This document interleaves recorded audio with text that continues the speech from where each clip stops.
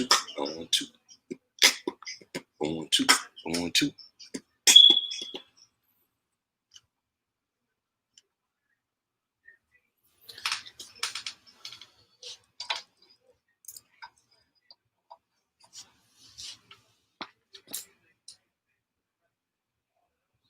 All right, we got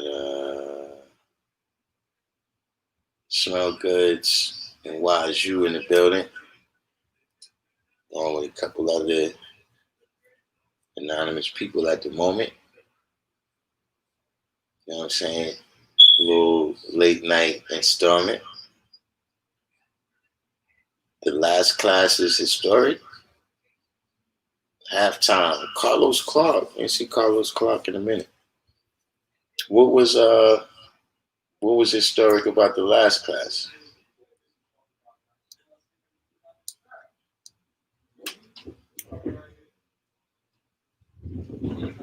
God Cypher Divine was just building with Asiatic God and Fly Phrase from the Providence Plantations. Yeah, you know, I was out there around your way today too, God Cypher Divine. God, now I was born in the building. I was all up and down Merrick. All up and down Merrick. Man, I was in most of Jamaica today. I didn't get out to like Laurelton and all that. I think that's Rosedale over there where I was at. Rode all through, came through Rochdale. I was out there, just kicking in a lot of memories. A lot of memories, man, of when I was rolling out there on the south side of things.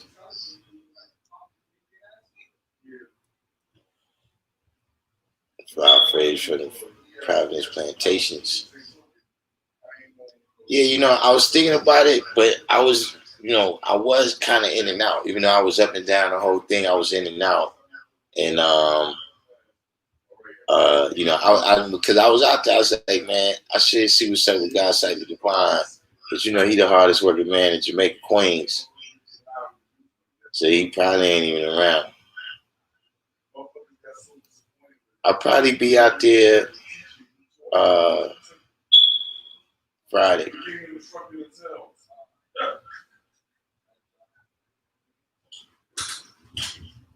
Yeah, see, I told you. I already know you the hardest working man in Jamaica, Queens.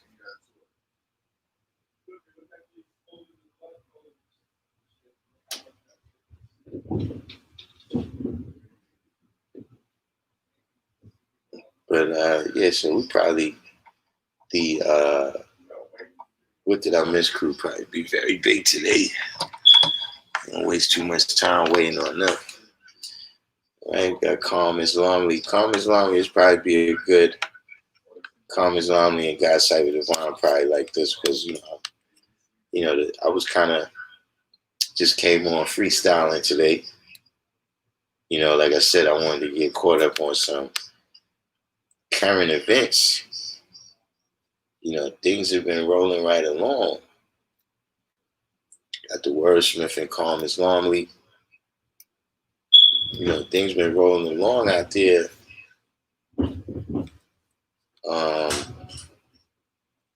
You know, I don't know, have we reached that point yet where are we in the post George Floyd era, the post Breonna Taylor era? You know what I'm saying? You know, I don't think we can say yet that we in the post coronavirus era. You know what I'm saying? But when we look at the title of the live today, they continue daily.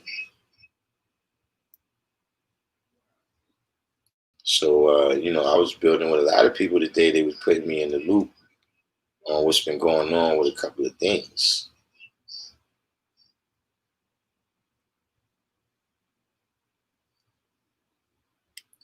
Kamala Harris has ensured a Trump victory I have to say I'm in agreement with you on that, guy, Cyber Devon. That it probably was already in the bag, but in my opinion, those two are going to cause a lot of Democrats to just not vote. You know what I'm saying? I don't think they're going to vote for Trump, but I don't know how you bring yourself to I don't know how you bring yourself to vote for that ticket as an original person.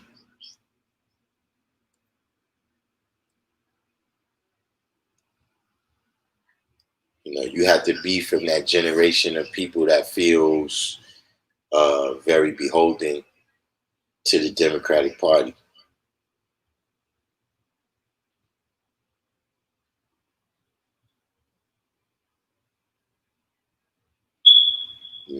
They extend back to the John Kennedy, Lyndon Johnson era. Where for much of the hardships that they was dealing with in their life, the Democratic Party appeared to be the solution. You know what I'm saying? Uh, you know, my opinion of that, what I mean, speaking, drawn from yesterday's class, my opinion of that is, yeah, they was the answer for overt racism. You know what I'm saying? In terms of, if you was living in the deep south or you traveling through the deep south and, you reading the, what was it? The Green Book, right? The book where it had all the places that was safe for original people to be. You know what I mean? How to avoid the sundown towns and things of that nature. If you was going through that, then the Democratic Party was the answer for that level of the racism. You know what I'm saying? But my opinion is, they did what most, individuals do that come in, you know what I'm saying? And they offer you freedom from an oppressor. See, like I said, man, you know, uh, uh, you know, uh, when people get a savior, you know what I mean? Everybody's Moses is from their own. Everybody's Moses is from that group of people. You know what I mean? Harriet Tubman was one of us. Moses was a Jew. You know what I mean? Whoever the people, Castro was a Cuban. See what I'm saying? And a lot of times when you get that salvation that you're looking for from the outside, right? Yeah, they get the oppressor off your back to put enough room for them to jump on your back.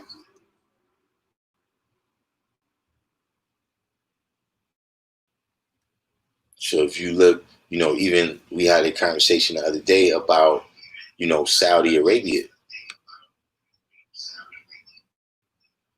and a part of that was how they was fighting against what they felt was oppression from the Ottoman Empire.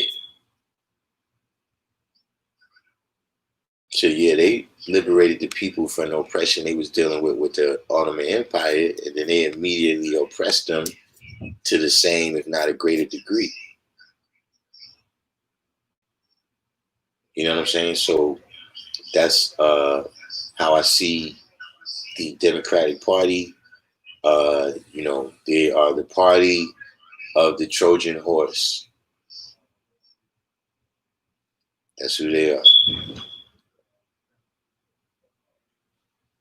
God Savior Divine said, lesser of two evils in full effect. Divine Son came in, La Illuminati. Carl Islam, he said, picking between Satan or Lucifer. God Savior Divine. Now, I don't have to give a disclaimer when I'm talking about Kamala Harris. She's not a woman, she's a police.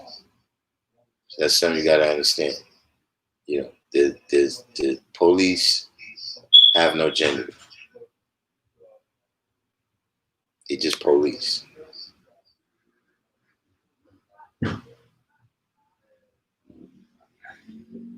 Real hip hop.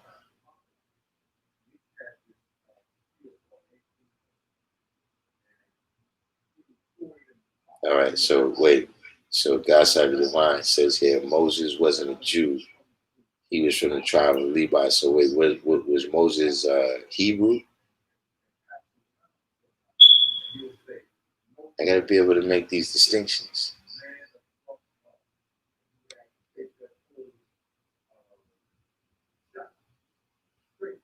You said Kamala from Patmos. I don't know Patmos. You know, a lot of my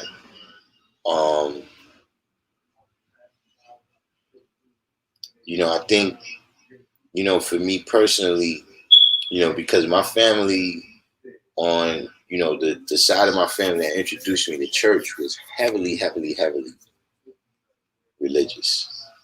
You know what I'm saying? And so, once I left the Christian religion, I didn't do a lot of, detailed study, on a lot of these things. At least not from the Christian perspective. I studied it, in terms of showing and proving the lessons, you know what I mean, in terms of, historically, I'm a, I like history. You know what I mean? I wouldn't say I'm a historian.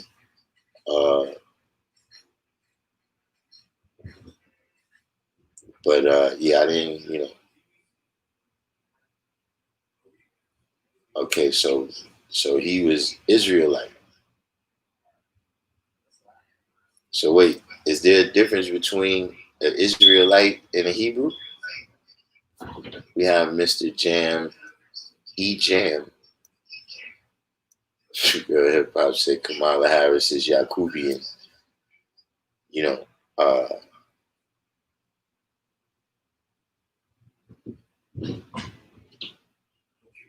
the thing I don't like, but it's not one thing. You know what I'm saying? I say it's a lot of things I don't like, but you know, she's just feeding a false narrative to us. You know what I mean?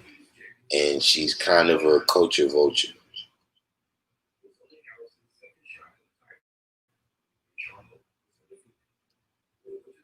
All right, we got D Christian in the building. Najee said Kamala Harris is a joke. Yeah, that's it. You figure usually you would pick somebody, I mean, because this whole thing is him trying to save himself from, his dumb remarks that he's made. You know what I mean? So he's picking her on the basis of identity. You know what I mean? Because the bottom line, one thing I think is important to note about Kamala Harris and just, him picking her as a running mate is, if you recall, she even did very poorly in her state.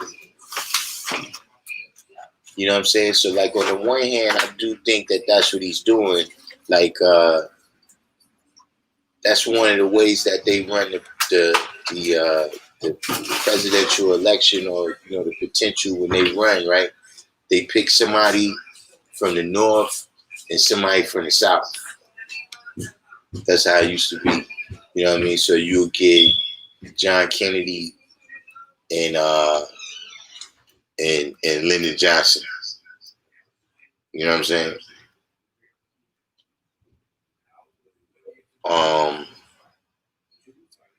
I think now, though, being that the Democratic strongholds tend to be on the coast now, though, you know what I'm saying?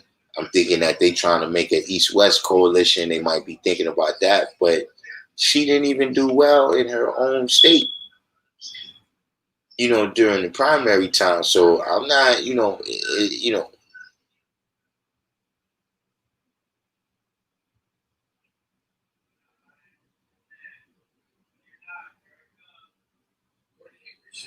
so God Savvy Divine said there's no difference between Hebrew and Israelite. There is a difference between Jew and the 11 other tribes.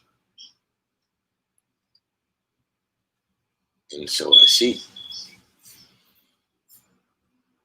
Calm as long as said black people don't even mess with Kamala like that. She didn't even win her own. Yeah, that's I was just saying that too. Yeah, you know.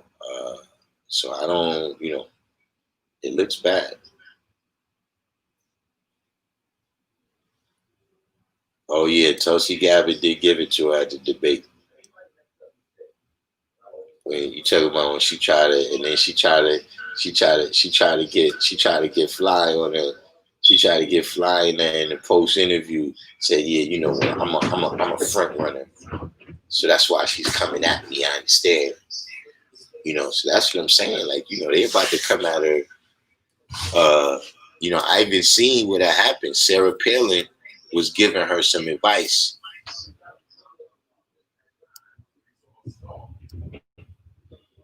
They're about to come pretty hard, especially Trump. Now, Jalal says she's got this party mentality or attitude about herself that is hard to take her seriously.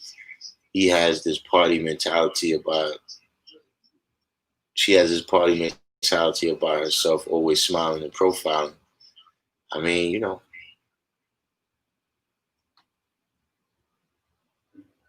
this, she does have a strange sense of humor, because there's, pictures of her, laughing as she's talking about some of these draconian policies. Like in particular, I saw her giving a speech about how she was locking up the parents if the kids didn't go to school. You know what I'm saying? And she was making a little joke out of it. She thought parts of that was funny.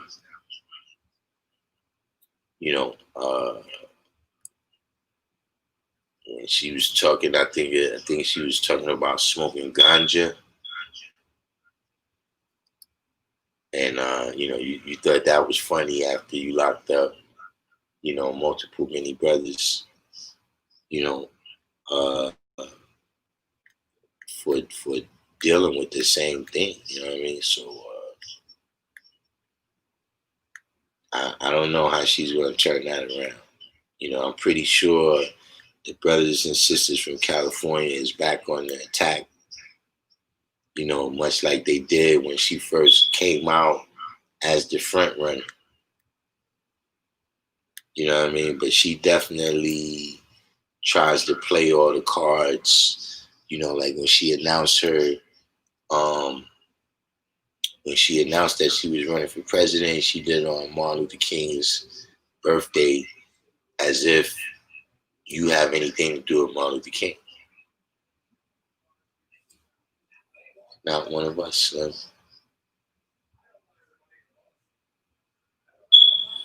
Now, Mr. Green one came in the building.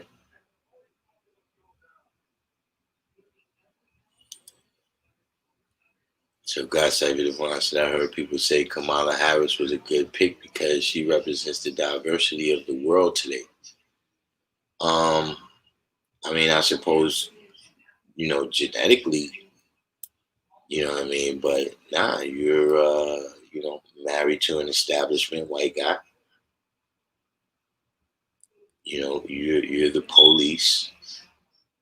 I'm not sure, diverse from what?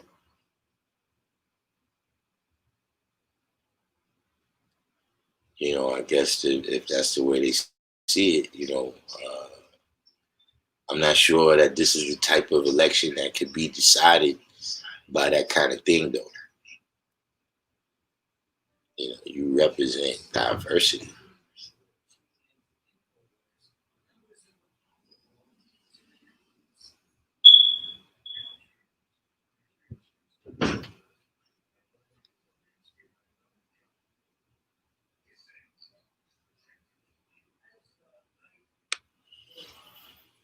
this election proves our politicians are not for black people worldwide.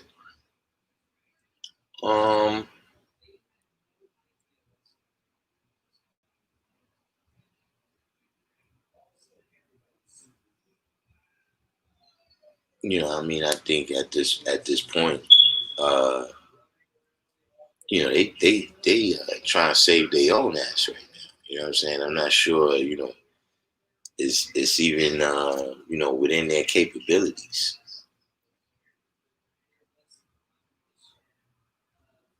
Got 6th July in here. Peace to the God. What's the deal? Just discussing a little current events today.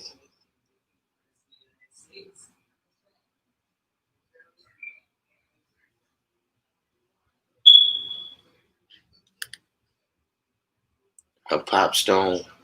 Her pops don't. Uh.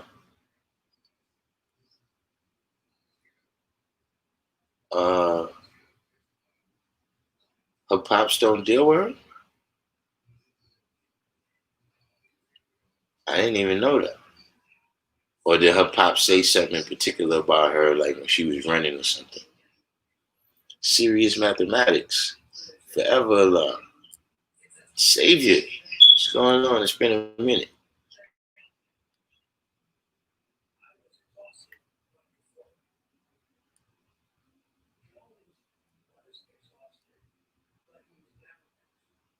But yeah, what's the science with, I know she wasn't really, I know she grew up mostly with her moms. I don't even, did she grow up mostly in Canada?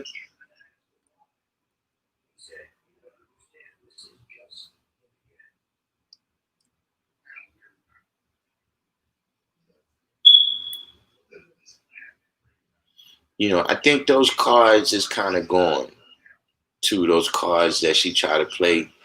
I remember during what's her name? During the debates, and she was talking about how she was bust.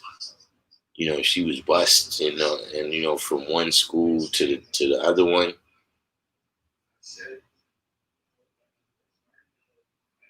Oh, her pops called her out. It said she was lying about.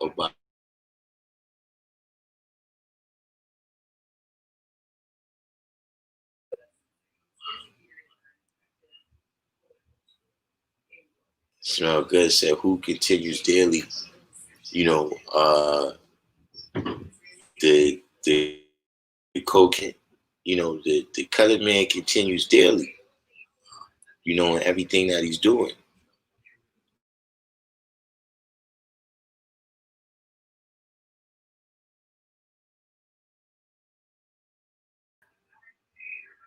The whole strategy of the strategy of the Democratic Party. You know what I'm saying? In terms of changing the racism from an overt level, right? Jim Crow and all this side stuff to a covert level. You know what I'm saying?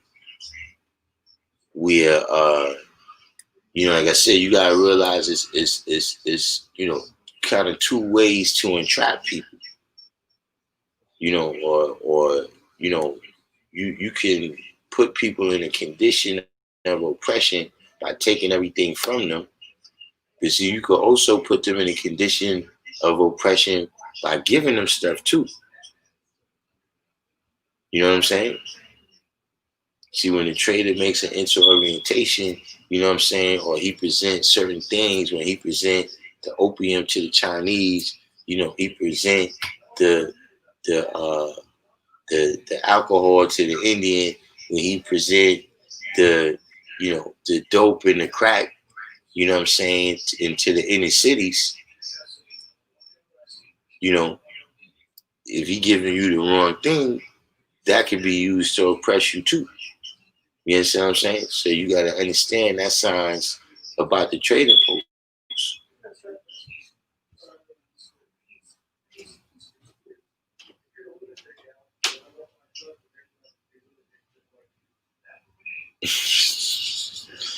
God's having the wise issue like Drake.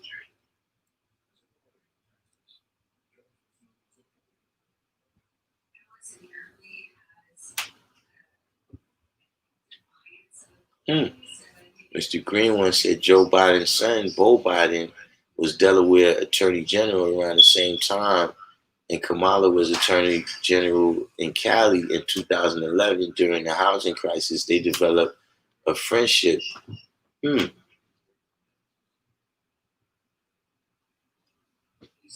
Didn't know that. But these people always have, what I'm saying, a whole bunch of connections. That's par for the course. You know what I'm saying? That, they still connected. There's still kind of that class, that is not supposed to exist in America.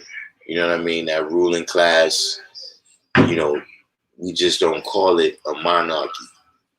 You know what I'm saying? But, these people tend to tick all of the same boxes. You know what I'm saying? Going to the same schools, working in the same administrations. That's par for the course.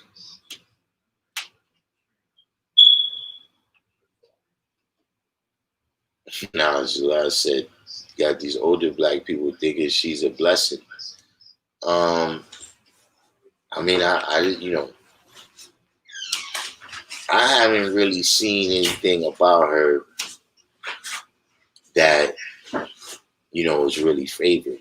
You know what I'm saying? And, in particular, her statements about, how she would never do anything for black people.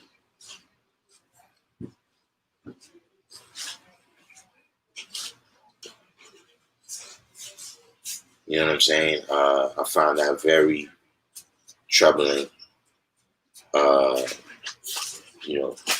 you to come right out at the beginning and say that you would never pass any bills that's gonna benefit black people, because you gotta, for whatever reason you give, you know what I mean, and then like kind of the name of the game right now. Like if you pass a law about immigration, that's not for the whole country.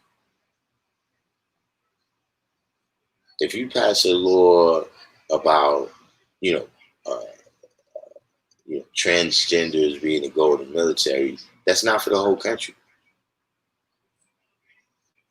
There's laws passed for special interest groups all the time. You understand what I'm saying? These things is always told to us over here that they impossible. Like reparations. People have been receiving reparations the whole time it's been America.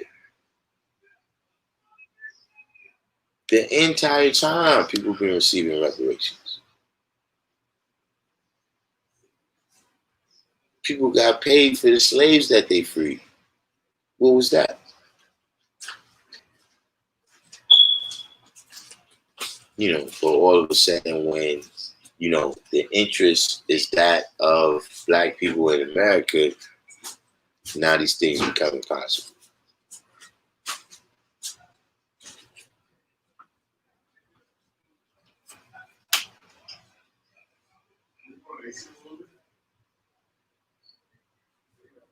Comes on, he said, political promises are that mystery you won't see till you die.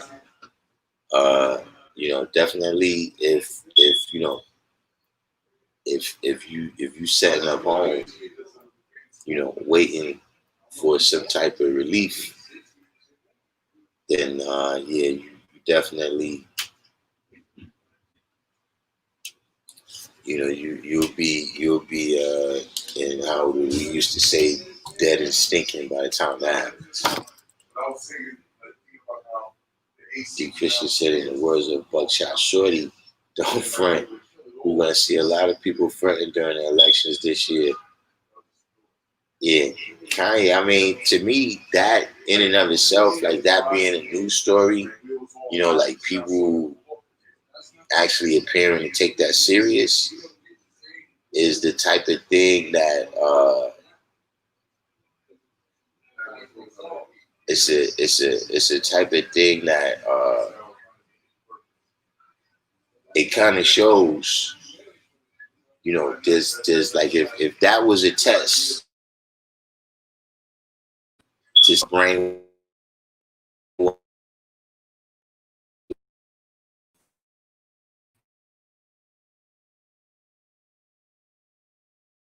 even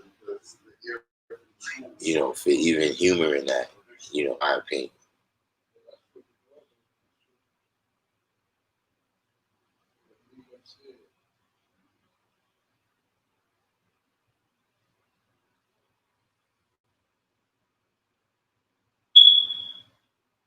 Right, exactly.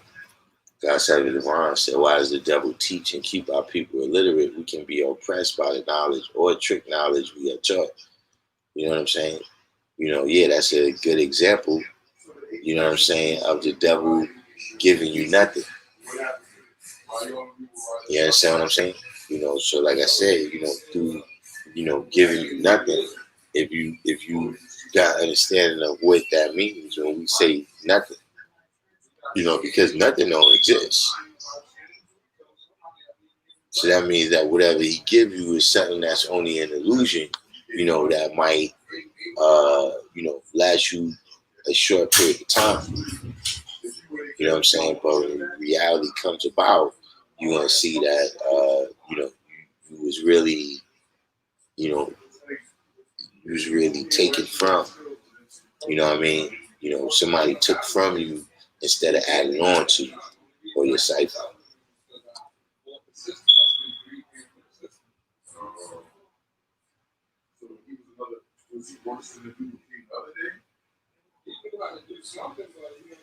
Mm, that's interesting.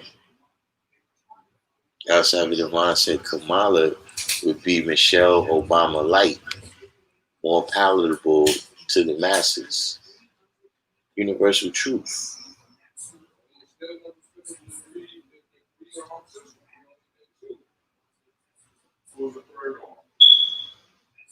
Oh man, what is this, man? See, we gotta give. Let me give a deep disclaimer right now before I read the Christian statement. The Christian's statements may or may not reflect the views of the Random Jews channel. But D Christian says here that Michelle is a dark stout and Kamala is a light IPA. They're gonna get you. They're gonna get you for that. You better burn some sage. You better burn some sage or something to cleanse your insides. Powerful law came in. He said it's going to be some major meltdowns this election season. You think it's going to be like when Trump won the first time? You had all those people crying. Yeah, I remember because I was somewhere and I came in the house and it was like, yo, the dude was stunned. The dude, like it was just the tide was just starting to turn to where Trump was winning. And the dude was like, I don't know. Right now it looks like if Trump takes this state and that state, he's got it. He was just stunned. Yeah, people crying and everything, man. Like, whoa, this is like a soccer game or something, man. Y'all very emotional over this. But I do think that, man, that there's so many people that put their eggs in the basket of Trump losing that if he wins, yes, some minds will be lost. 793rd.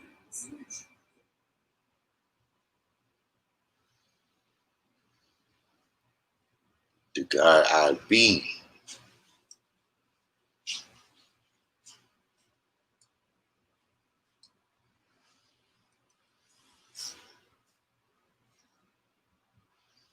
Yeah, this is a Hotep channel, and I need to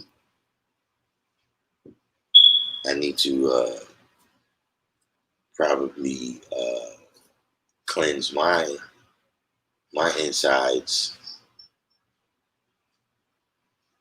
You know, I may need to cleanse my insides because it was difficult to remain Hotep today.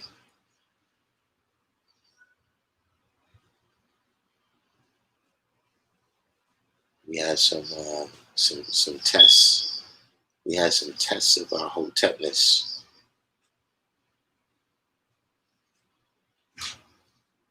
So the God I be presented an idea right here. There needs to be more focus on winning the Senate. So what's the signs for how you see that?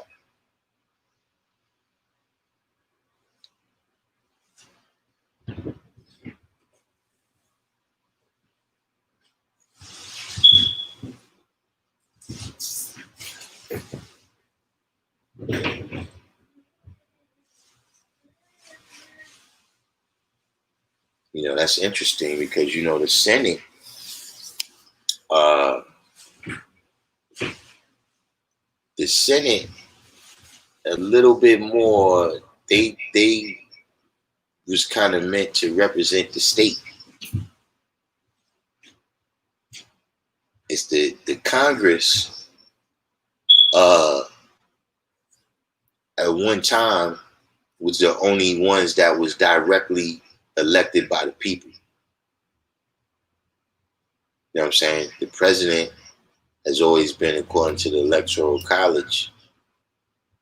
The Senate, up into the early 1900s, I don't know exactly what year, but up into the early 1900s, the Senate was voted on by the state politicians or appointed by the governors in some cases.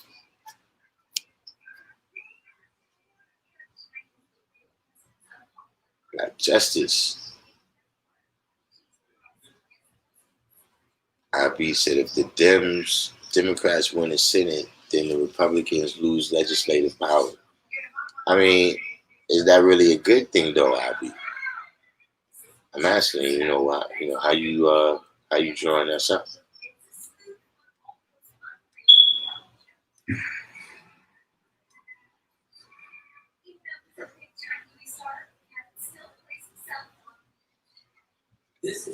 No, Trump won the Electoral College. He lost the popular vote. Yeah, Shaquem came in the building.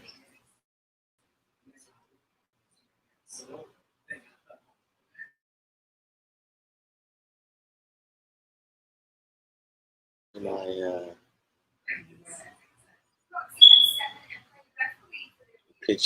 my pictures going in and out.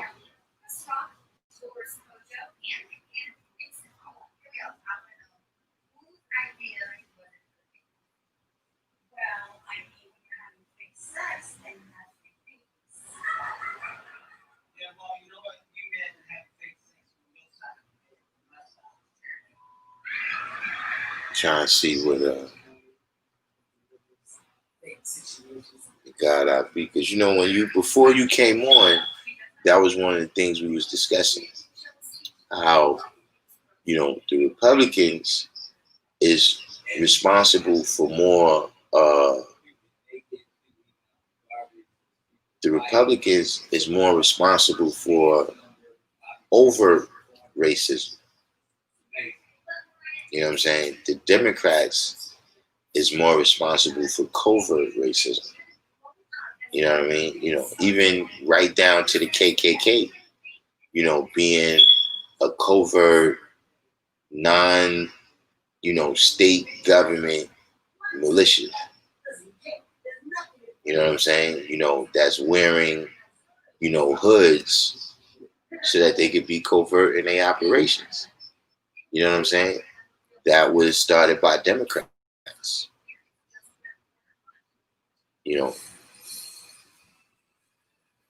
But a lot of the, I mean, we use a lot of reasons. You know what I mean? I'm not saying that it's just cut and dry, but it's just a fact that if you look at the states, you look at the cities, right, where black people is having a tremendous amount of trials and tribulations.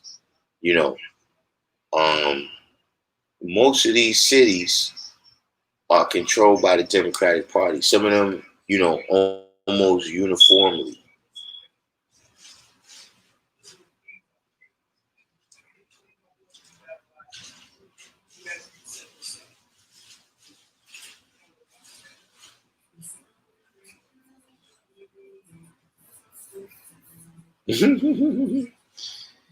Yeah, Kamala. So Kamala, the wrestler, his real last name was Harris. Hey man, 6 degrees of separation. Because Kamala spent some time in Canada, and the Ugandan giant was he was Canadian.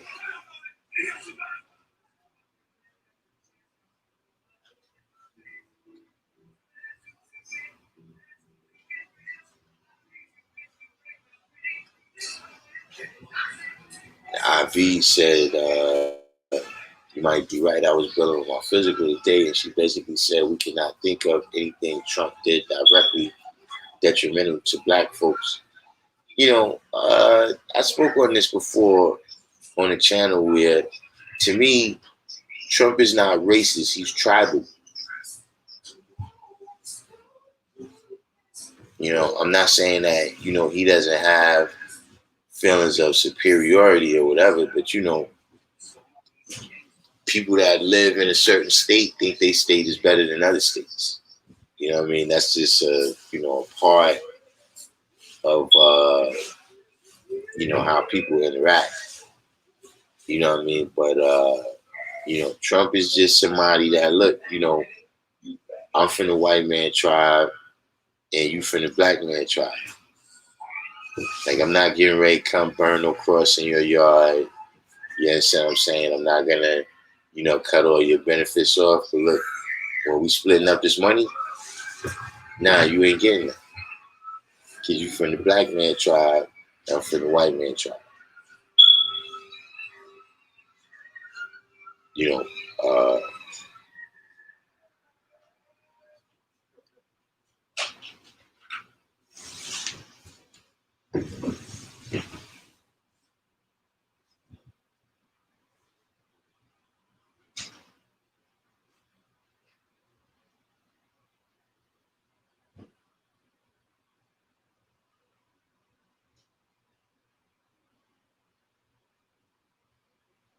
like Justice says, who better to know the system than half original Kamala? This is her time to get her to. This is her time to right her wrongs. Shaquem said, Trump is an opportunist. Yeah, that's it. That that would coincide with the way I see it. You know what I mean? That if he gets the opportunity to do something to advance himself, you know what I'm saying? He's going to advance himself at the cost of whoever. You know what I'm saying? If you're not with his tribe, he doesn't.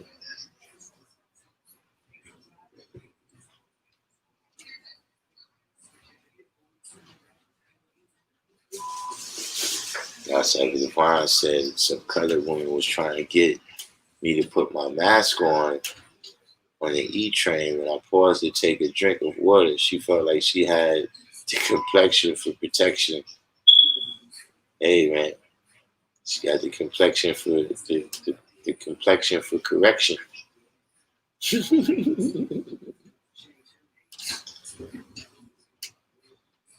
IB said, has Trump done more for black people than Obama?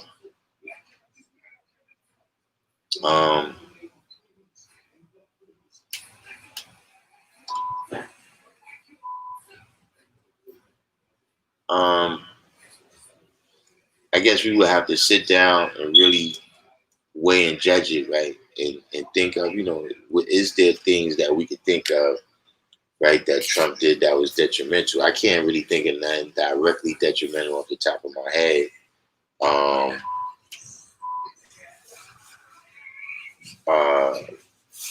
In terms of positive things,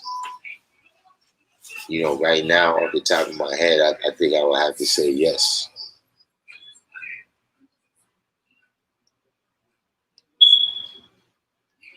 I think I would have to say yes.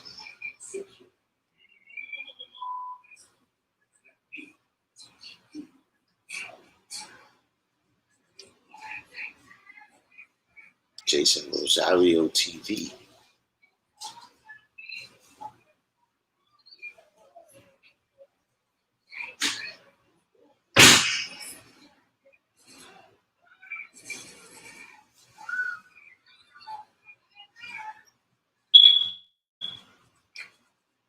Black Justice said Trump isn't transparent. He tells lies and does the opposite. That's a political thing.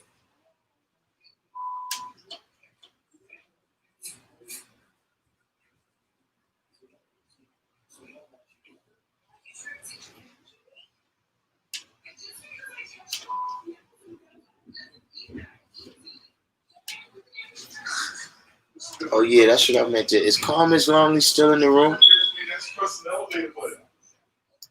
I'm gonna come up to your floor. Can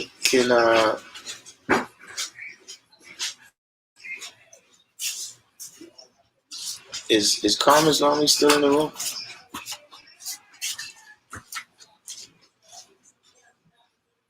Like Justice said, how can I say that Trump did more for black people than Obama? Well, off the top,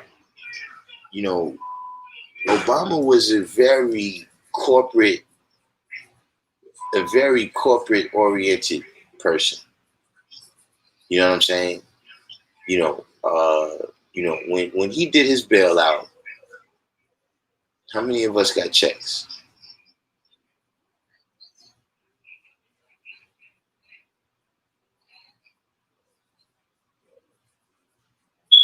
Shaquem said, if you listen to the Earth Amina, and I suppose you're using that term rather loosely there. If you listen to the Earth Amina, he did, but it might be surrounding prison reform. Outside of that, I still feel like he ain't shit either. Prison reform is another thing.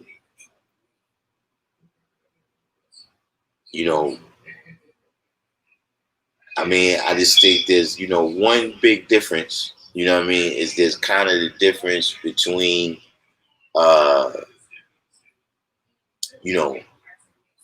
cop on civilian violence and civilian on civilian violence.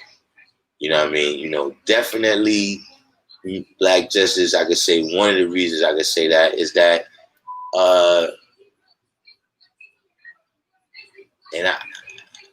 this wasn't really an actual fact for me, but let's just say one, not me per se, but one might have higher expectations of Obama than you had of Trump.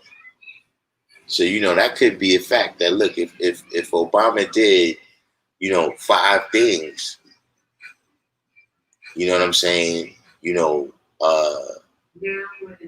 But Obama, a lot of things he represented, man. You know what I mean? Like, one of the things, like, look, Trump is about the family. Obama is not. You know what I'm saying? So for me, I've always been a person that, I identify with that train of thought that,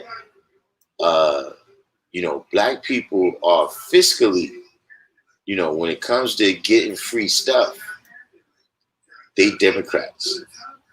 You know what I'm saying? But, socially, Black people are Republicans. You know what I'm saying? And that shows when you have these referendums on the ballot, you know what I'm saying, where you know, black people tend to vote on those social referendums along with the Republicans, or along with the point of view that's more likely to be held by the Republicans.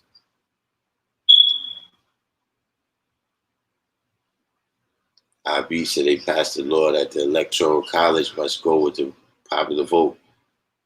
You mean the people that make up the Electoral College, they got to vote the way the state voted.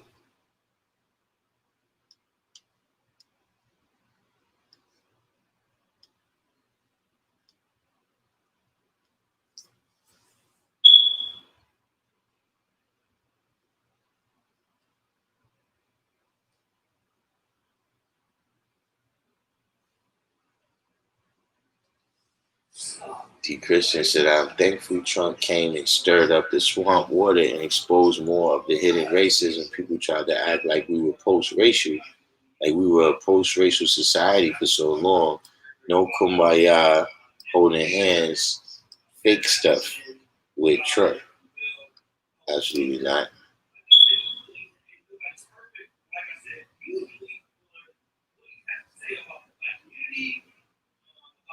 God's Heaven Divine said Trump does the job that the devil is supposed to do.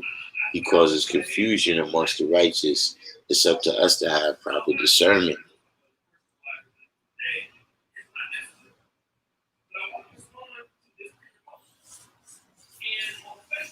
It's 1 o'clock. Manola Music and Films.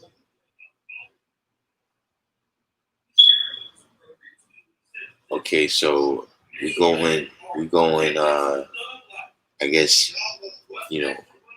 issue for issue with Trump and Obama to, kind of contrast and compare here. So Black Justice said Trump taking Obama care from our people. I guess that's, depends on how you, how you feel about, hospitals, you know what I'm saying?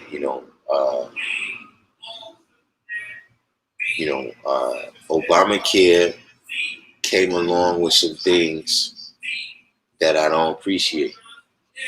You know what I'm saying? And, for the, I never, I've always been one, right, that looked at myself as the black baby. See, if you brown skinned, you light skinned, go to the hospital, have fun. Me, I stay away from it. If I get an injury, I go in, if I don't have the expertise to deal with it, if it's something where I'm not that kind of doctor, you know what I'm saying? But, Obamacare, when you say you took it from our people, Obamacare, in my opinion, was not done for the people. Obamacare was done, at least in my lifetime. You know what I'm saying? I can't say what's the case, and I haven't really studied it for each individual president. You know what I mean? But in my lifetime, there was a certain industry that supported. There were certain industries that supported individual candidates. You understand what I'm saying? So when George Bush was president, right? Every quarter, ExxonMobil was pulling down the most money out of out of all the companies. ExxonMobil was having record-breaking quarters when George Bush was in it. You know what I'm saying? The people who supported Obama was the pharmaceutical industry. So for the most part, I would say the stimulus checks was better than Obamacare. Obamacare is not really, nobody's gonna get healthy from Obamacare. You know what I'm saying? I don't know exactly how it works, but from what I, understood and saw about it, Obamacare is not gonna save people. But Obamacare is gonna put massive amounts of money into the pockets of your Pfizer's and your GlaxoSmithKline. What is it? GlaxoSmithKline. So it's probably lost on me what Obamacare means because I'm not you're going to find at the doctor with or without Obamacare.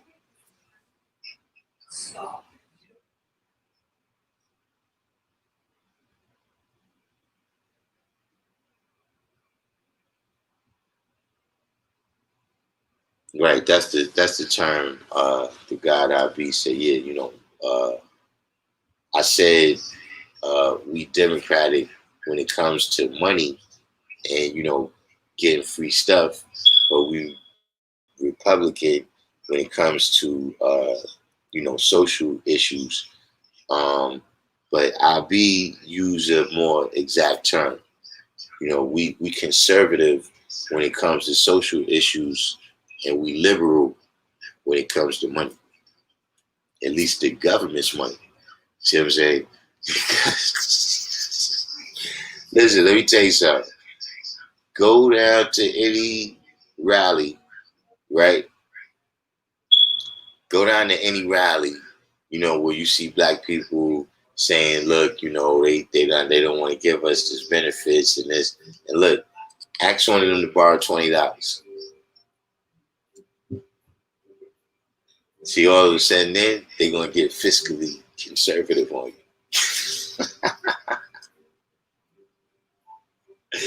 you. That's one of the things that's said about the liberals, though, just in general. Whoever they are, that it's easy to be liberal with other people's money.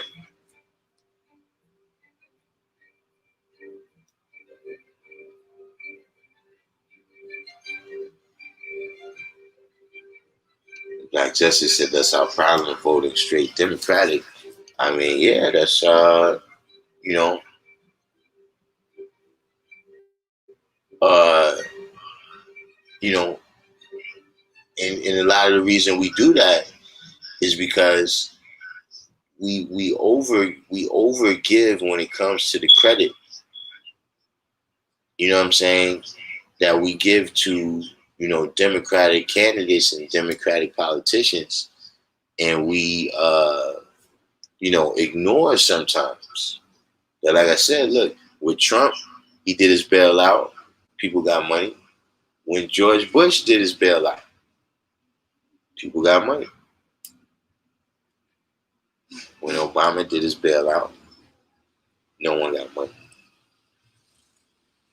except the corporations. And another thing that does black justice is it allows them to take us for granted. Where other individuals, they know they have to keep them happy in order to maintain the coalition. You know, black people have such low expectations of the people that they vote for. You know what I'm saying? Shakim said we need our own political party. Indeed. But that's goes along with what I was saying, that that's the next step up. What you're saying, getting your own political party. But I was saying that we got to, one step we might be able to take before that is to be able to groom our own candidates. You know what I'm saying? Like, You know, the people who's responsible for this person's education. You know, the people who's responsible for the connections, you know, that this politician makes. These are the people that they look up for, that they look out for. You know, the people that, you know, put the money in the campaign, you know, they got the president's private number. You know, to me, you know, just voting is kind of like retail politics.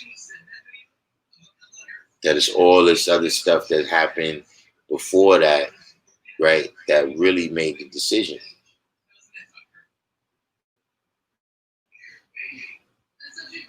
You know what I'm saying? Retail supermarket, yeah, you could buy this fruit or that fruit.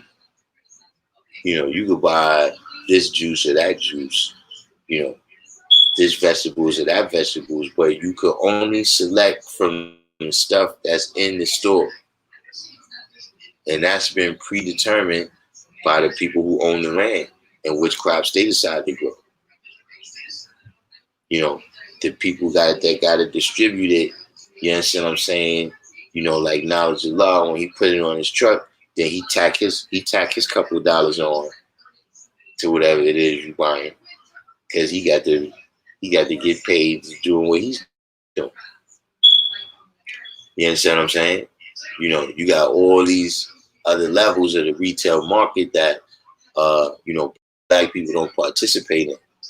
You know, that's economically, but I think it also, you know, extends the political. But like you said, you know, it's the political party, the money donors, you know, the people that educated and mentored these people. Um, you know, those are the people that get a response to their issues. The God I said Trump permanently funded HBCUs. Got one on Obama there.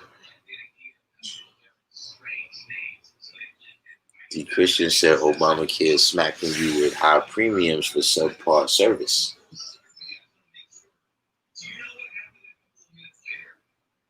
You know, and you know, Obamacare is kind of a pyramid scheme.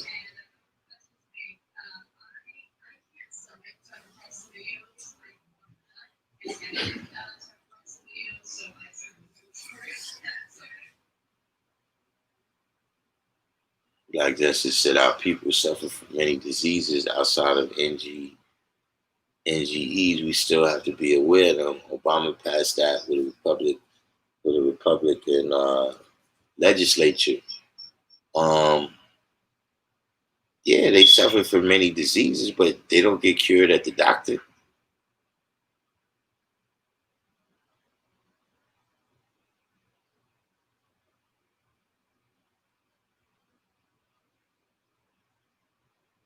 Jason Rosario TV said Obamacare was a scam because it said you had to pay if you didn't want insurance.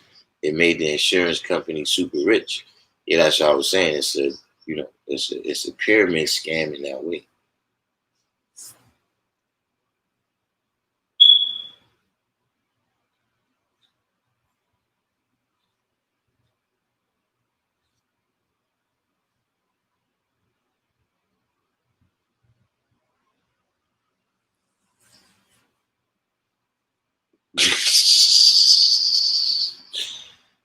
God Savvy Divine said if I got an injury back in the day, my grand on earth would say rub some dirt on it or take some Buckley's cough syrup. Yeah, that's the first time I heard that, man. What happened, man? You almost broke your pinky finger. You sprained your pinky finger. Take some of this cough syrup.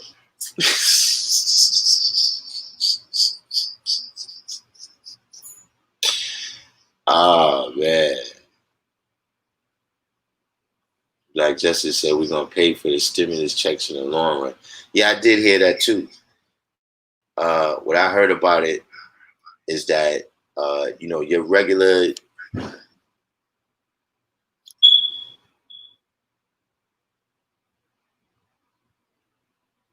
your regular deduction that comes out of your check, and then however they calculate whatever you get back, that's going to remain. But any type of tax credits or something that you claim, the money's going to come back out of there. So there might be people missing some money, getting short tax returns for years.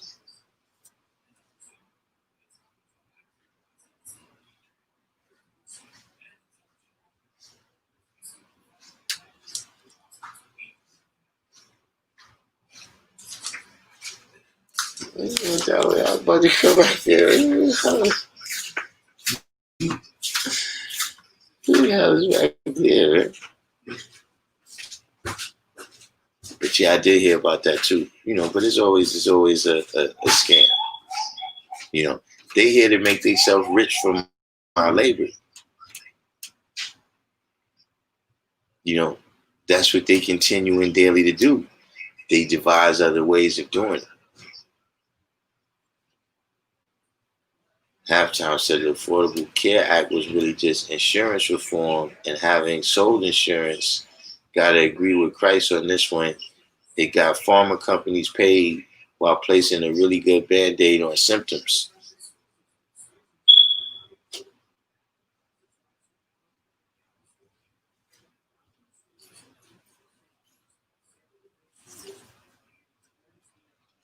Universal Truth said first, ask them to just give you the $20, then move, and then ask them to lend it to you. Yeah, that's what I'm saying. Black people is tremendously conservative. When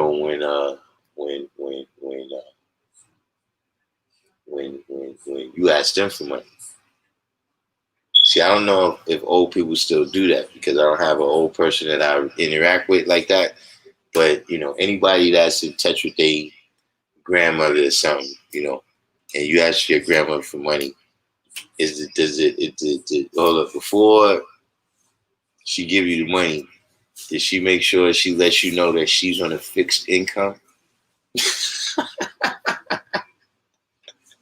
And old people start saying, as soon as you ask me for some money, I'm on a fixed income. I can't.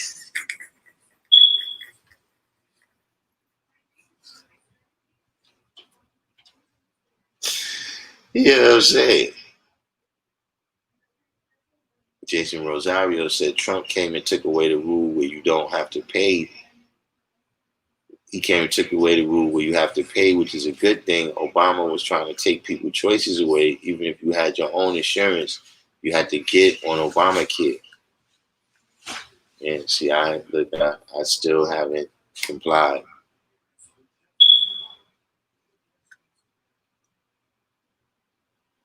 Black Justice said the last 3 or 4 Republican administration has spent more than the Dems. Oh, you mean it? Well, yeah, that's it's look, just like we saying, right? I said, look, you ask an old person for some money, they'll tell you they're on a fixed income, but they ain't thinking about that when it's time to go to Atlantic City, or whatever's the local casino, whoever's the local casino in your area. If you notice, when it's time to go over there, they high rolling. You see, if you ask for $20, first they gotta let you know they on a fixed income. So the same thing with the Republicans. Yeah, they fiscally conservative until it comes to what they want to spend money on.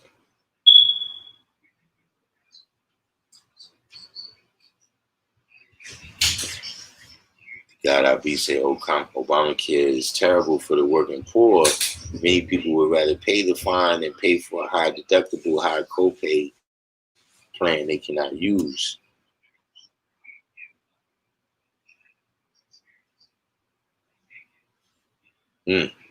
Black Justice makes a good point here. Black people are more loyal to their religion and beliefs than their original people. Why is the devil call our people Africans? Yeah, like I said, why does our own people call our own people Africans, and we get down to the core of what you're saying right there.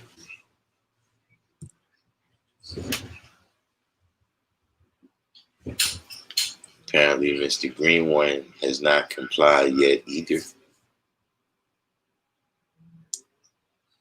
So, God's Side of the Divine asks, if we've been teaching since 1964, why are we still only the 5%? Shouldn't our numbers have increased throughout the years?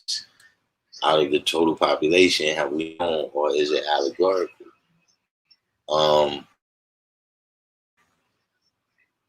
We've become of a bigger population. You know what I'm saying? In 1964, even when I got the knowledge, we the 5% in New York City. You know what I mean? You gotta remember, we got a whole bunch of people to teach all over. You know what I'm saying? Like when I got the knowledge, it might have been 600-700 million people in India. You know what I'm saying? But we gotta, the Calm Islam League and the individuals that share a background with him. You know what I'm saying? The Latino brothers and sisters. You know what I'm saying? We got a lot of work to do out there.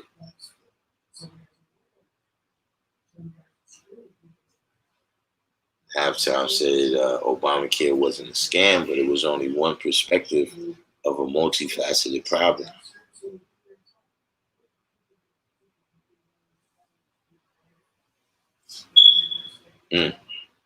Shaquem said, in my opinion, all primary care doctors are just practicing medicine. The ones that earn their money are the specialists. For example, the surgeons.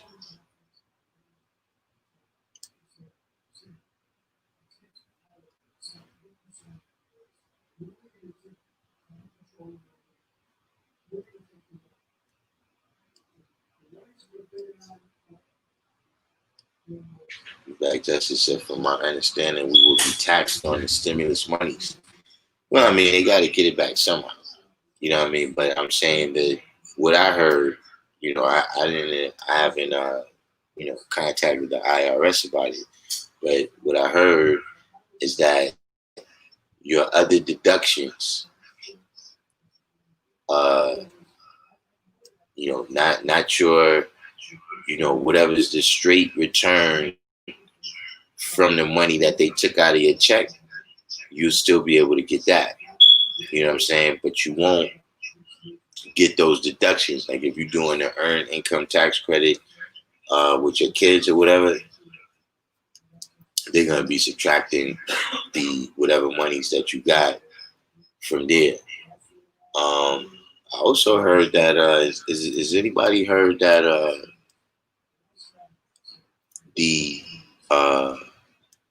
they're extending the bonus portion of the unemployment checks, but it's going down from 600 on top of whatever your unemployment was to 400 on top of whatever your unemployment was. Jason Rosario TV said Trump also created school choice so kids won't be stuck in bad school districts. He said he did that specifically to help young black students have more access to better schools and better education.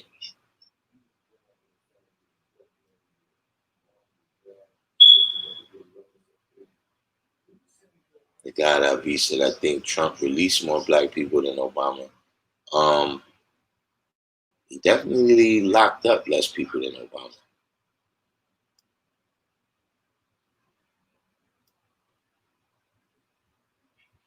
Oh, so the old people are still doing that. D Christian, it appears that he's interacted with some older people that is quick to tell you that they're on a fixed income, and they ain't got no money until it's time to go to the casino.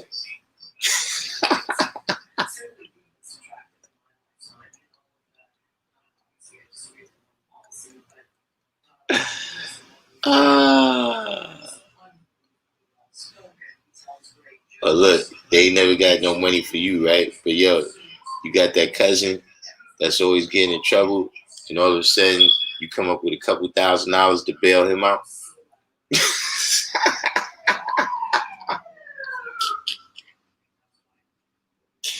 Yeah, yo, you had that whole bail money? Where you had it at? And look, and they got it in the house, not at the bank. They go in the back, come out, $10,000. They saved that from their fixed income.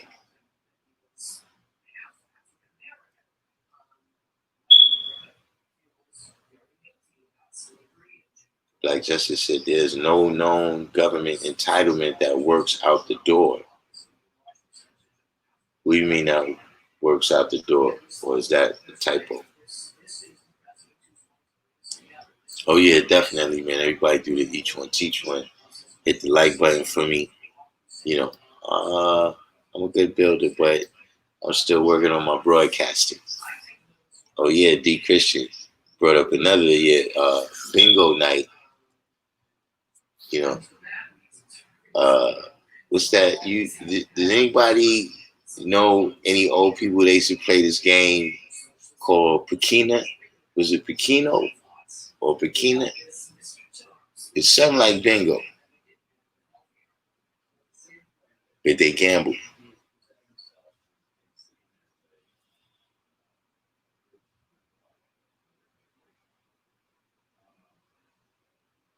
Jason Rosario TV said one of the main things that people have to realize is that Trump is beyond political parties. He is more for the people directly, and that's why the political class, which controls the media, hates him. Yeah, I'm not at that same type of mindset. You know that Trump, he sees himself as one of the red-blooded Americans. You know what I mean? And I think he also kind of understands the concept that look, there's a limit to how much you can oppress these poor people. You know what I'm saying? Like if we got these businesses and we need people to come in and patronize these businesses, he need people to come in and rent his hotel rooms. You know what I mean? And you can't do that if you leave the people dirt poor. You understand what I mean? That was one of the factors.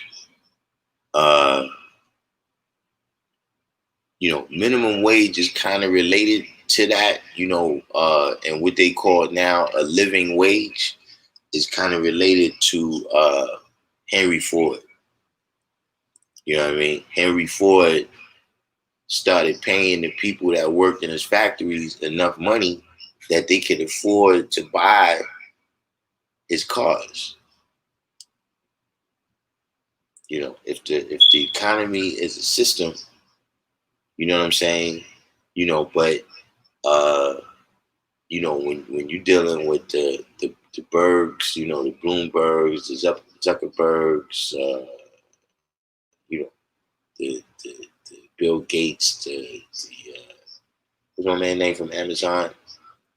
When you dealing with these kind of people, they kind of become so far removed.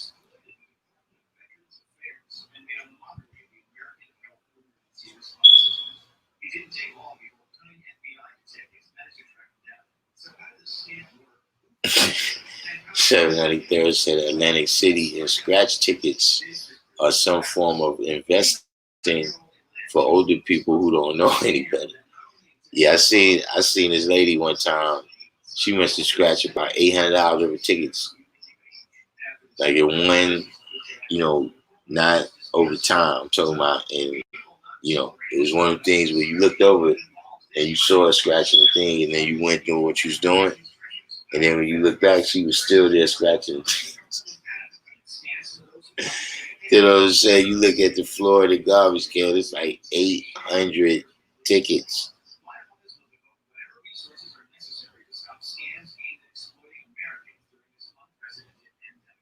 Guys, I mean, if I say he never heard fixed income, I just heard, boy, we ain't got it now. We wasn't poor, just selective with our finances. Oh, is that what y'all call it?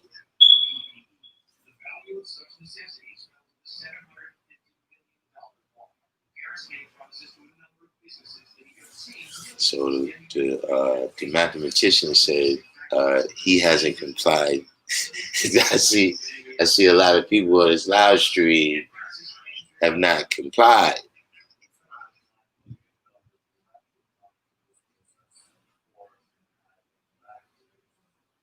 Black Justice said they're calling Kamala every ethnicity other than black, i.e., Asian, Jamaican, etc. I mean, you got to remember, we already rejected it. So she's got to try to build some other kind of coalition. Because we've already rejected her and told her that you're not black.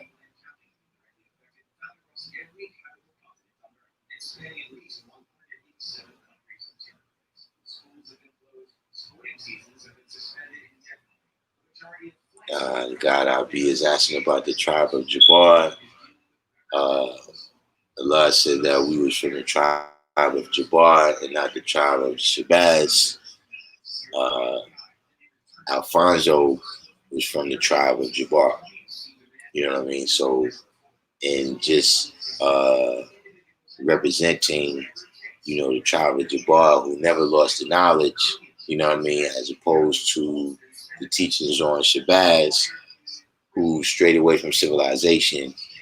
Uh,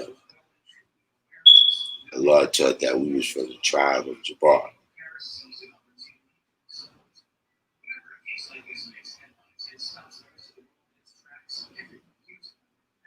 Jason Rosario said anyone who is wearing a mask right now and not rebelling is complying with the new world order.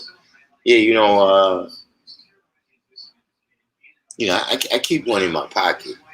You know what I mean? In case if I need to go in certain stores, you go in a supermarket over here, they give you a hazard. Not every supermarket, but in this particular one. So, in terms of being able to go and, get what I need to get.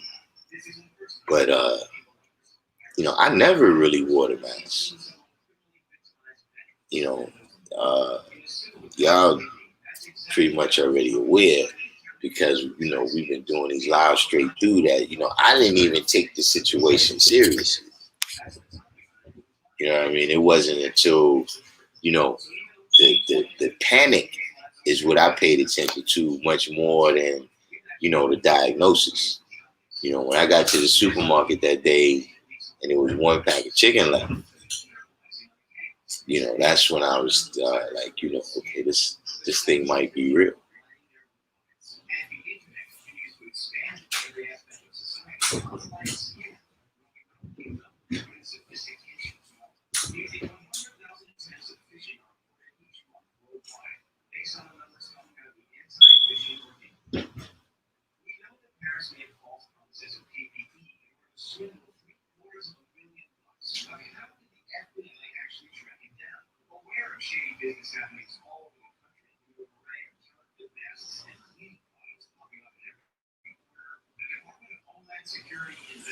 So Halftime said he read today that the bonus that they're going to be giving with the unemployment uh, might even be 300. You know, see, these are the things. You know what I'm saying? That we gotta beware. You know what I'm saying? You know, uh, so D. Christian said he also saw that it was 300. All right, so maybe the information I got because Halftime said he heard that at one point it was 400. So maybe I got the news that was a little bit early, and so apparently it's 300 extra that you'll be getting on your unemployment.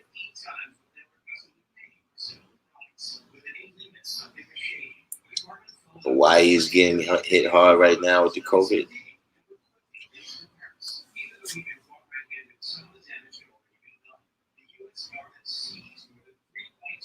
The Caribbean is getting hit hard. Well, yeah, the Caribbean is very much a tourist destination.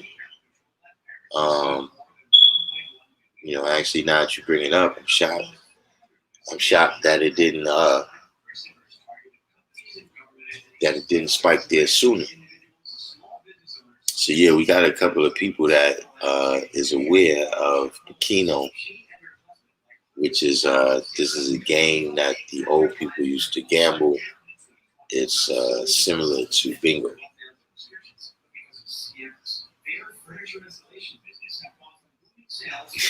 Out in Nebraska, they just say Keno.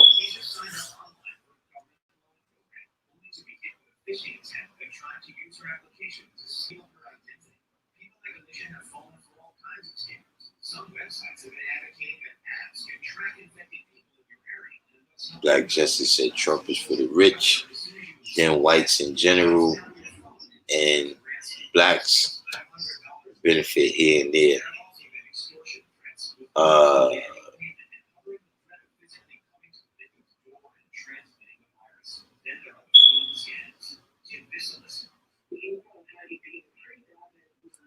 I think,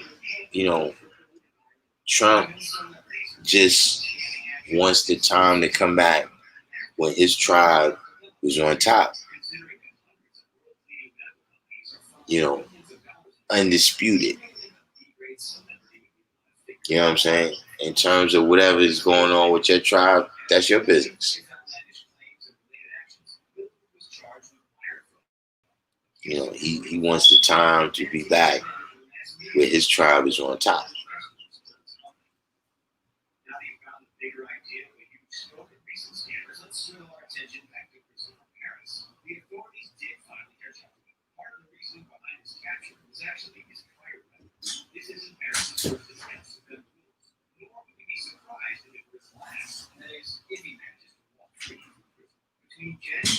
Oh, so Mr. Green One broke it down right here.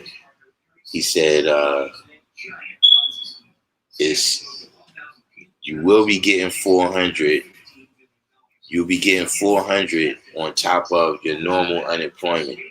So 75% or $300 is coming from the federal government, and 25%, which is the other $100, will be coming from the state government. So it is in, now we have new information that it is $400 on top of your normal unemployment. So they played Bikino. I didn't know if they played Bikino all over. All of the people in my family that used to play Bikino, they passed away.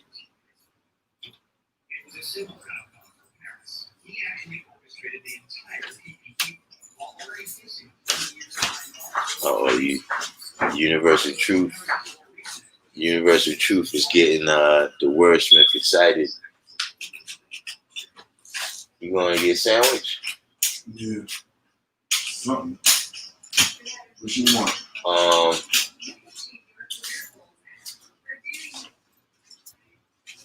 Grilled chicken with cheddar and lettuce and honey mustard. Grilled chicken with cheddar, lettuce, and honey mustard? Yeah, that's it. No mayonnaise, no tomatoes, none like that. Grilled chicken with lettuce and honey mustard. Yeah, and cheddar cheese. Lettuce, cheddar cheese, and honey mustard. Yeah.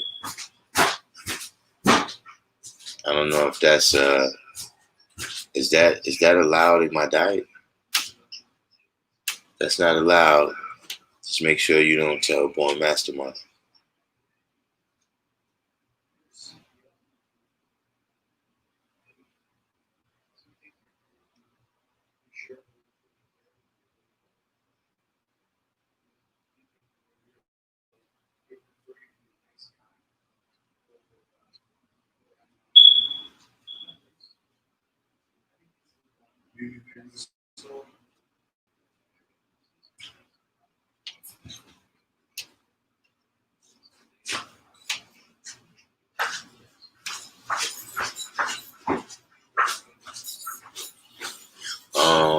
tribe of Shabazz is straight away from civilization and living a jungle life.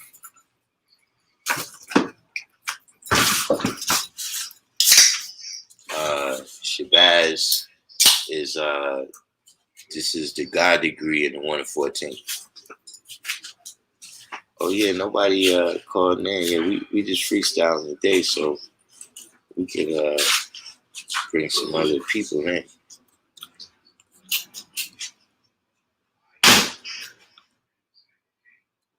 We could definitely bring some people in today.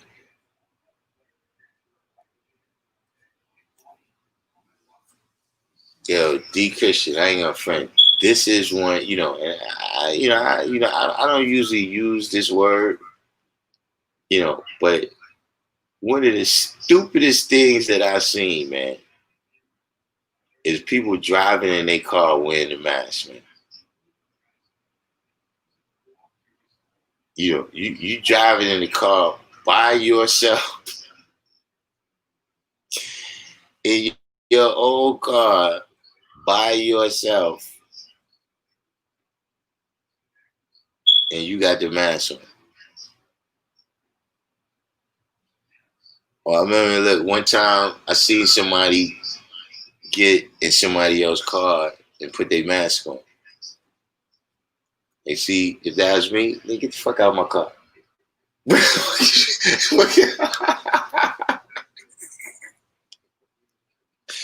Fuck is you wear the mask for head and you get in my car? You know what I'm saying? Nigga, if I got it, the whole car got it. Fuck out my car.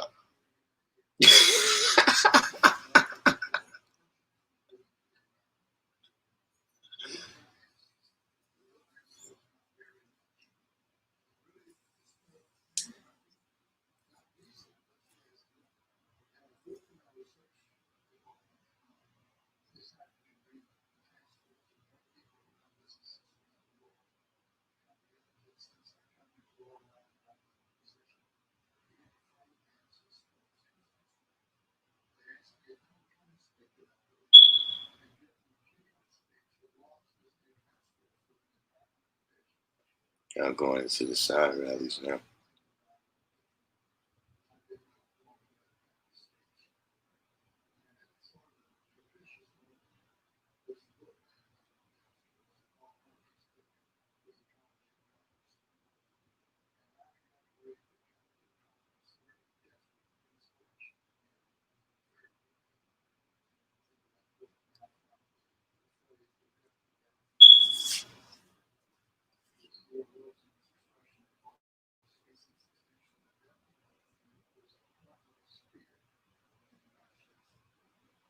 Jason Rosario said many people think short-term level, thinking Trump is trying to get hotel rooms. So Trump is focused on 100, 200 years from now.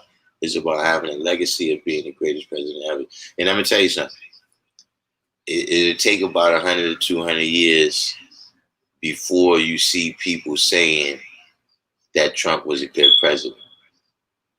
You know what I mean? Just like there's been a couple of presidents that's been, reevaluated, some of them reevaluated to be better, than it seemed like they was then, and some reevaluated to be worse, you know what I'm saying? And some guys like Roosevelt, FDR, he enjoys a very good position when, in fact, much of the modern, condition, of oppression around the world. Because remember, he's the guy that,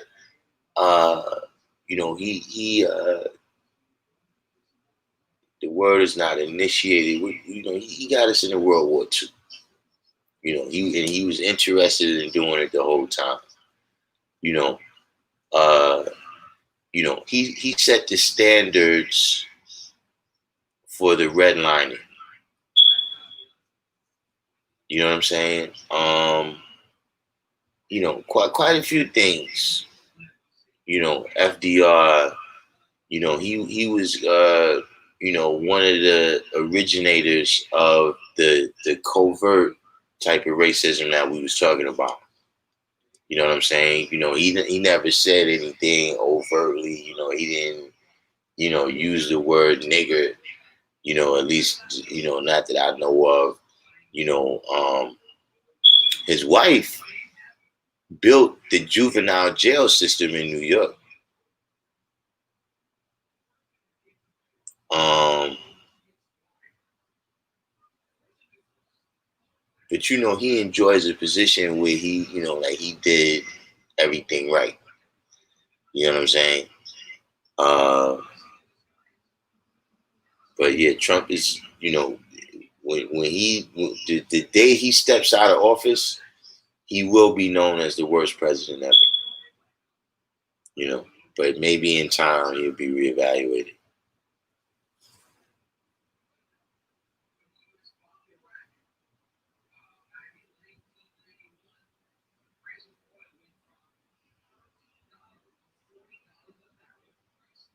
I mean, but a couple people talking about Trump, you know what I'm saying? But he you know, he's not 100% right. But I'm saying, like for instance, there's been some things that Trump said that's it's only common sense.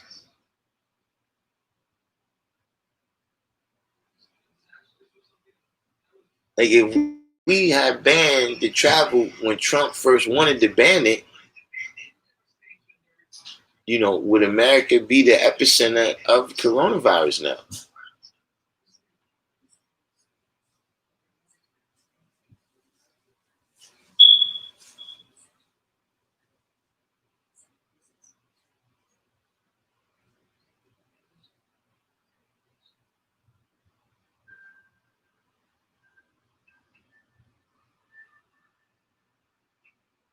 Nah, 793rd. It can't just be that they don't want to reposition the mask. You in your car, man. What do you even have? Like, where you going?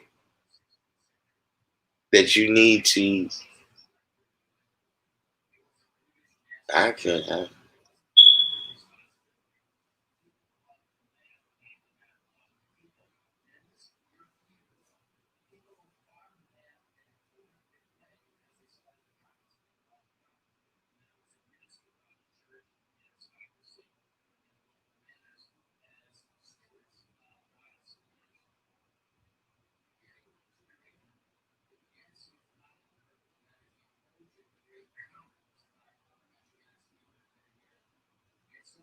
Oh man.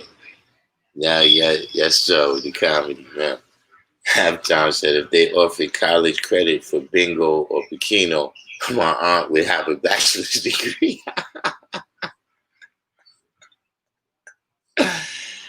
Hey, listen, man. Look, y'all want me to take y'all back down memory lane, man. Where look, remember when old people had a room in the house that you couldn't go in? It was just like one room where the furniture was fancy. They had the thing with the good dishes, the cabinet with the good dishes and everything was in there. You know, and I used to hate the old people for that because the only time they let you in that room is when they want you to clean it up. But whenever they Pekino friends is coming, yeah, they go in there and party. You know, the whole rest of the week, they act like, oh man, if you go in there and put a speck of dust, the world is going to be over. You know what I'm saying? Them old people with that plastic. The world is going to be over.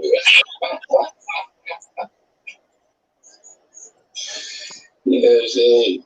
Them old people with that plastic. The world is going to be over. Yeah, turn your mic down, guys. You know what I'm saying? Them old people with that plastic. I got the joint right here. I can't hear you. Turn your mic down, guys.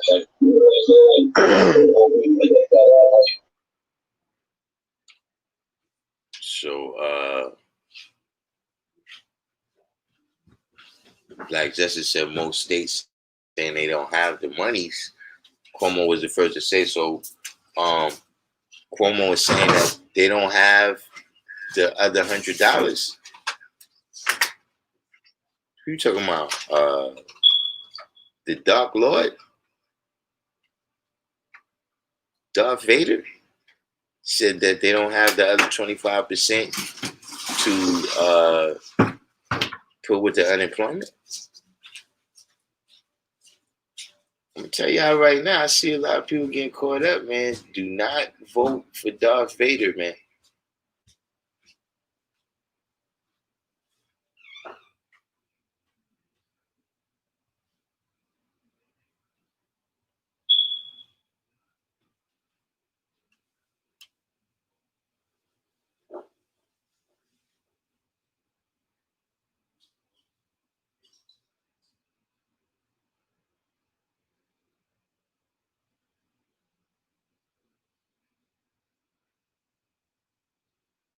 Like Justice said, I'm the king of a gang called Social Distancers. They call me King Disney. Now, see, I'm gonna tell you something. Look, I was fairly socially distant. You know, I've been socially distanced for decades. You know what I'm saying? People come around me. I never really, if I don't know you, you might catch me in the crowd at a party or something, but even then,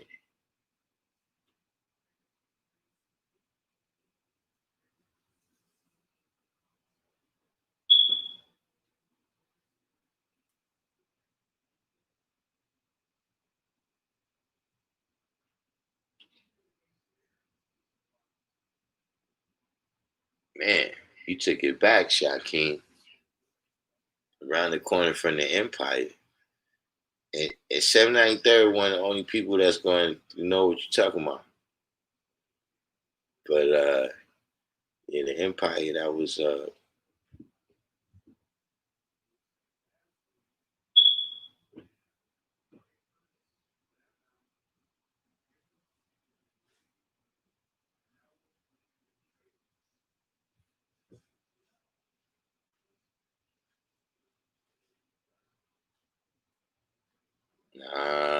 the Empire went down, and that's got to be Empire got to be gone at least 20 years.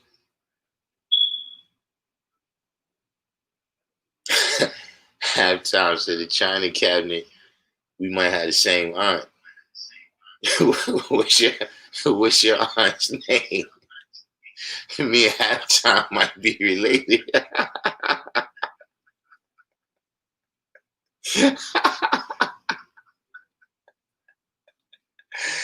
Yo, I had an aunt.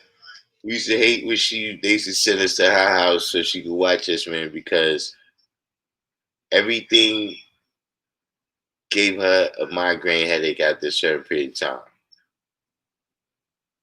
Like if you watching the TV after a certain period of time, that spark of migraine, you gotta turn it off. You go outside to play in the yard, yeah, y'all having so much fun out there. After a while, she get a migraine. So you go to the house, you end up having to just sit there. So you like, nah, man, look, I take care of myself, man. I ain't going down there. Like that was one of the first things where it's like, look, I'll just take the ass with me, but I ain't going down.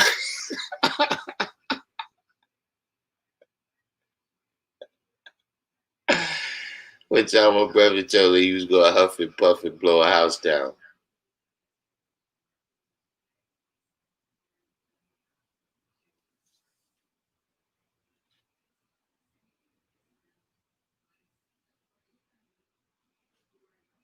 Yeah, so I'm telling you, they trying to gas Cuomo to run for president.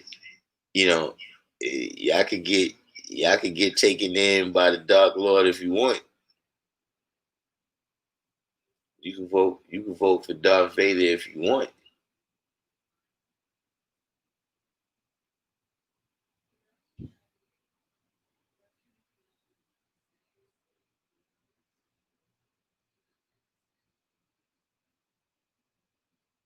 halftime. Yeah, I don't. You remember? See, Pfizer came out with the new sinks, man. Halftime talking about the sink with the separate hot and cold spouts on it. Or you talking about with the separate hot and cold knobs? They still got the knobs. You probably talking about the spouts, the faucets.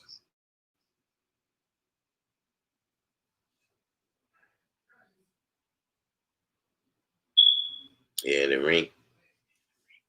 I don't know. I think with the rink is probably about 25 years. The rink been going though, right?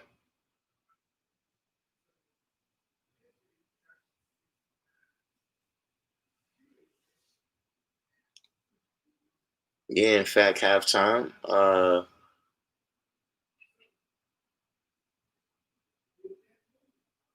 And then another thing about names, halftime.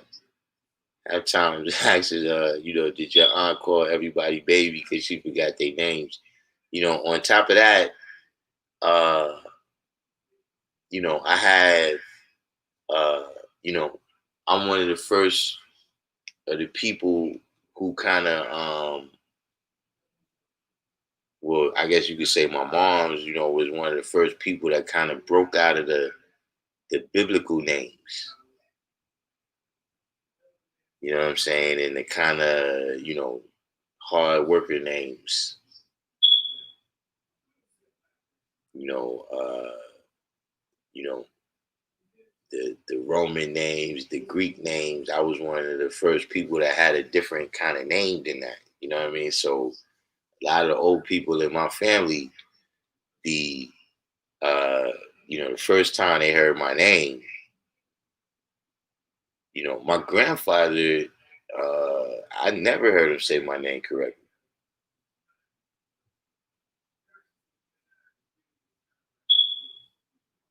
But yeah, I would have to tell whoever the person was how to pronounce my name at least 4 or 5 times so they could get it right presently. That don't mean they're gonna get it right the next time they see me, but just for the day, for this 5 minute span right here, they might get it down pat.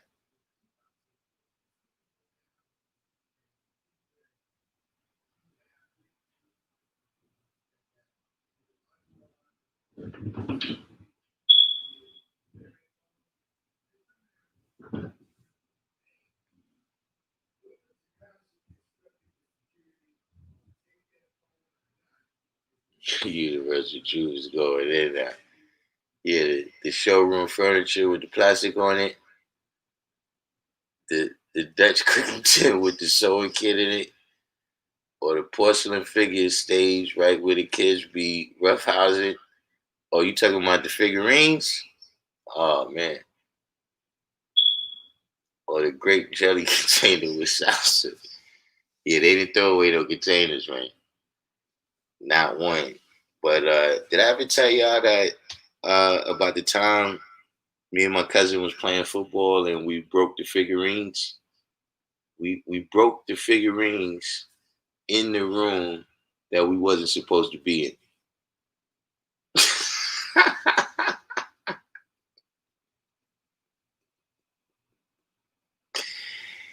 I think we was the only ones that did that.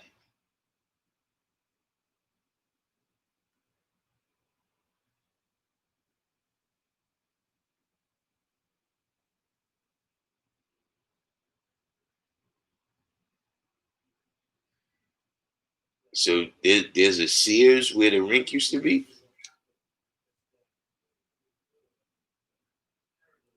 I thought ain't Sears going out of business.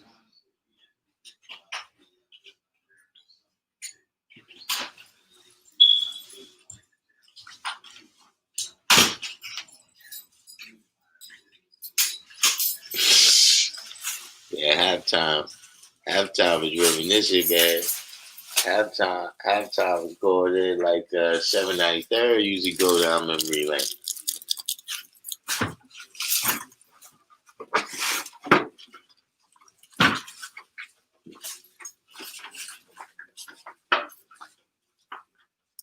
Yeah, the figurines. We got actually we got in trouble a couple of times over the figurines. You know, breaking the figurines. That was one of them things where, you know, every time a new relative came to the house, had to make that now I was born. You know these boys crazy broke my figurines.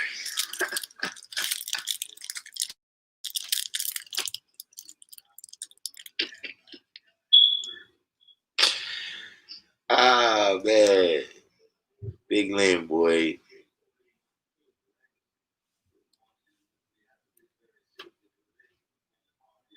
Yeah, halftime. That's right. Halftime. So yeah, look, that is what happened. You know, we try to put it in a way where she wouldn't notice. As soon as she came in, hey, what happened to my figurines?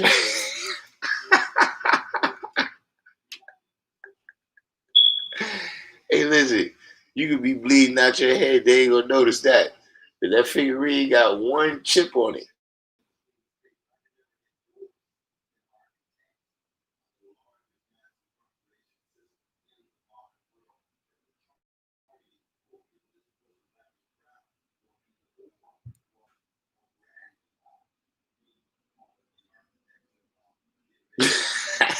Halftime said he wrote a song about his art. You know, he don't even rhyme.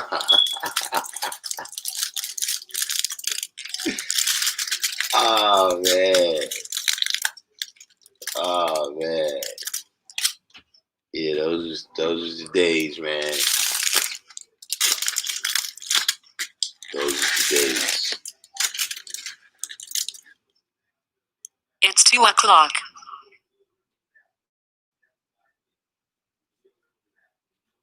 Black Justice said Herman Cain says to the pandemic, "You're a hoax." The pandemic says to Herman Cain, "You're dead." Hey, listen. But look, this is a side note. This is a side note. Listen. Remember when Herman Cain? Remember when Herman Cain was singing that song? Where they showed him singing a piece of song? The nigga said, "You'll never find."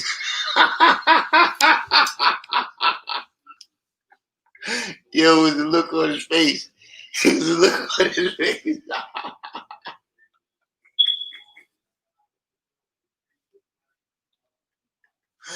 You'll never find.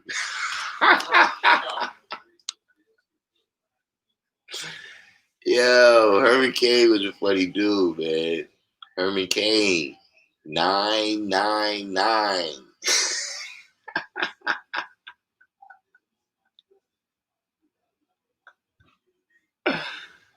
Oh man, halftime. Y'all the devil.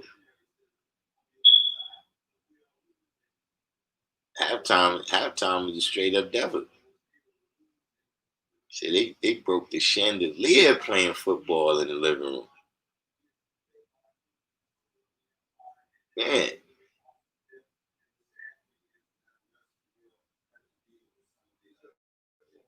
yeah, you listen. What you still doing alive?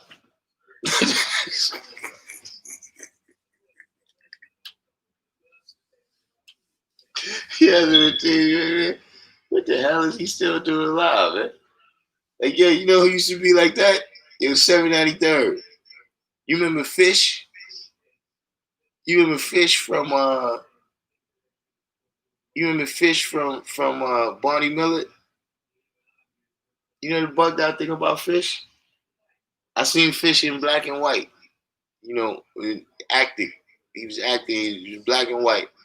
He looked old then. Fish never looked young, man. If Fish was somebody that every blue moon you would see Fish in a movie on TV, like, what the hell is Fish still doing alive? But sometimes you hear a person die, you be like, the fuck was he still doing alive?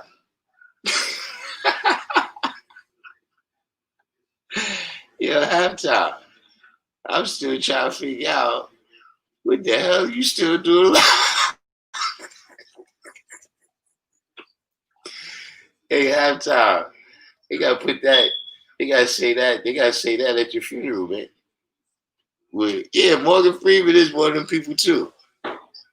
Like Morgan Freeman was old when Driving Miss Daisy came out.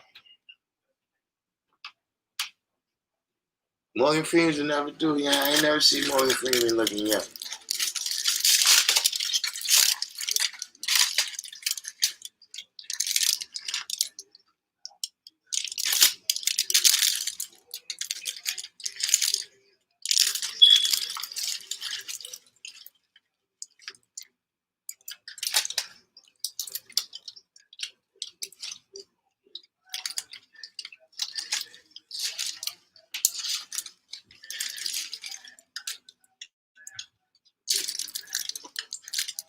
Shaquem said Fish was old in the first Godfather.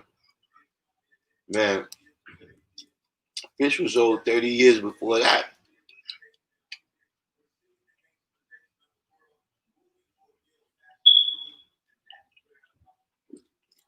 Oh man.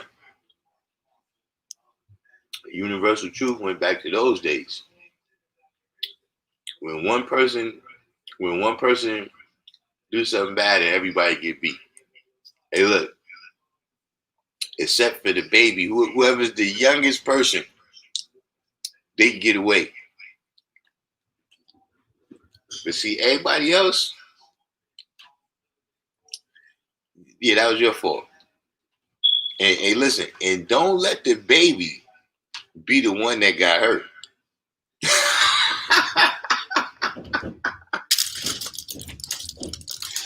Do not let the baby be the one that got hurt.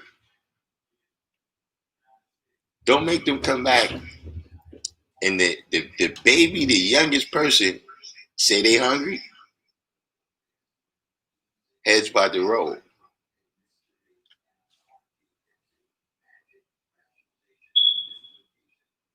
I told you, man. Listen, man. That chandelier. Listen, we gotta call that the chandelier affair. Yeah, I had a little entanglement with the chandelier. That's got to be said at your memorial, man.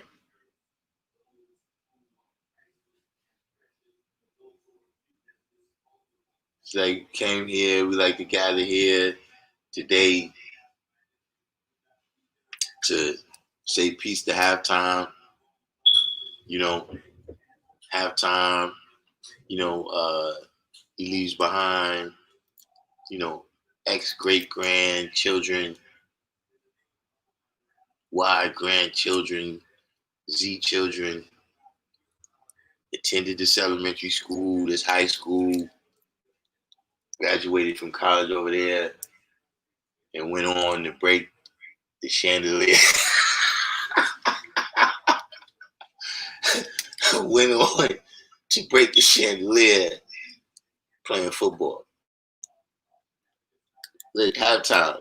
At least say it was one of them tiny footballs that they give out at the game. Don't say y'all was in the house throwing the NFL official size football.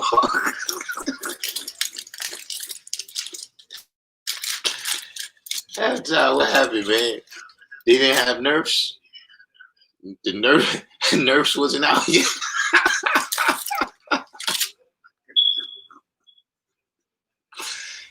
And listen, that had to be a bullet somebody threw, man. That had to be a bullet somebody threw, man, to break the chandelier, man.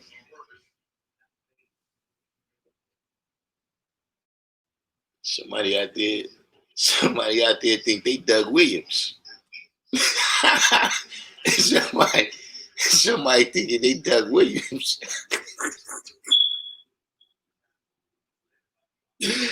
Hey, halftime, did you go to Disney World?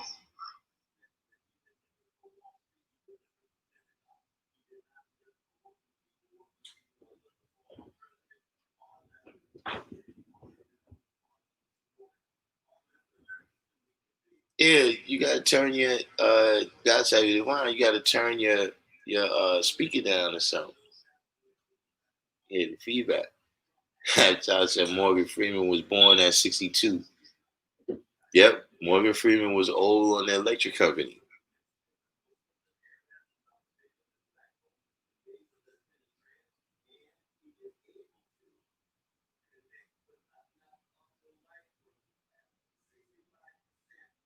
Mean Streets. Yeah, I do recall that. He was still pretty old, man. All right, hardest working man, the hardest working man in Jamaica Queens is gonna have to check out so he can go work hard tomorrow.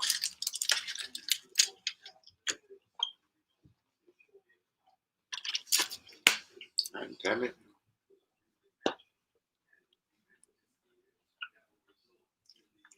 Oh man, halftime.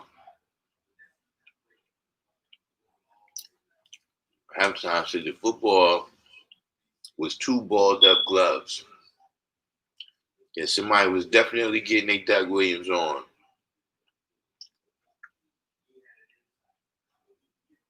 Fly phrase from the Providence Plantations said him and his two brothers broke a window, reenacting the scene from the movie Big Trouble in Little China.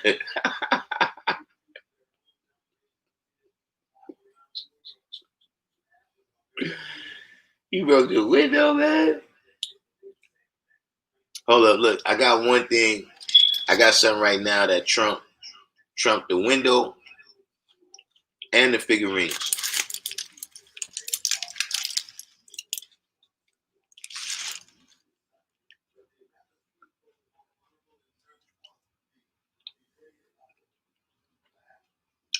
I got something.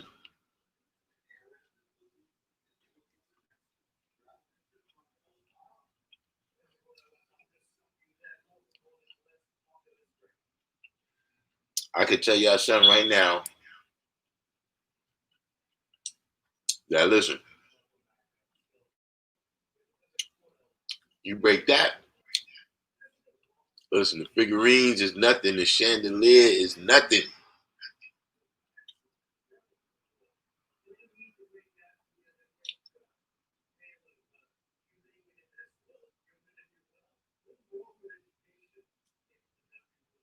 Now, Illuminati said the Nerf was created to stop youth deaths. It was? What's the science behind that?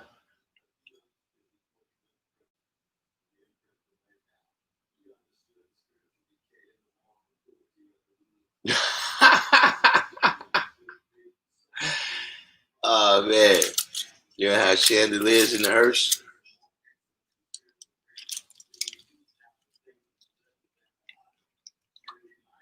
I bet you somebody in the family still got them pieces of the chandelier. Instead of throwing flowers, throw some chandelier on you.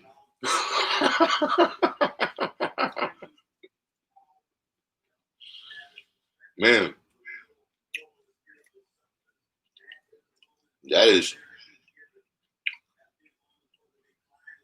nuts.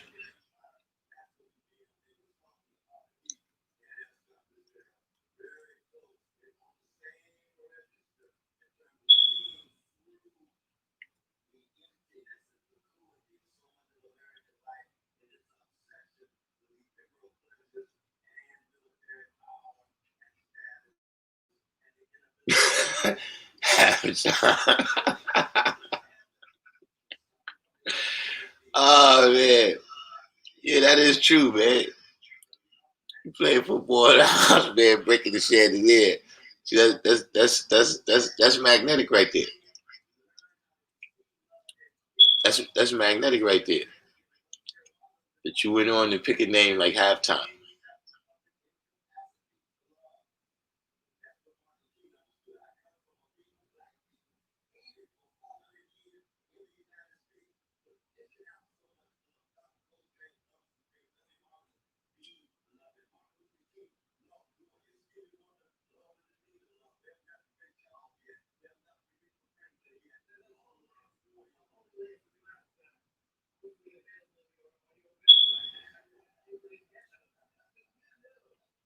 Oh, so those the Illuminati crazy.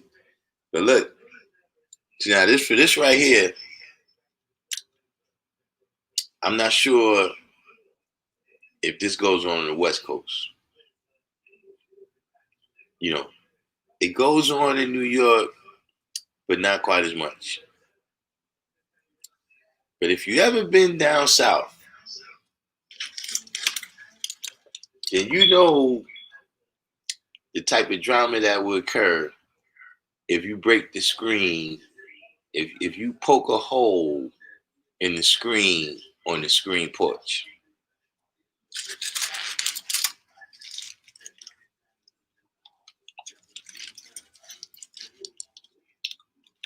Has anyone ever broken the screen on a Southern woman's screen porch?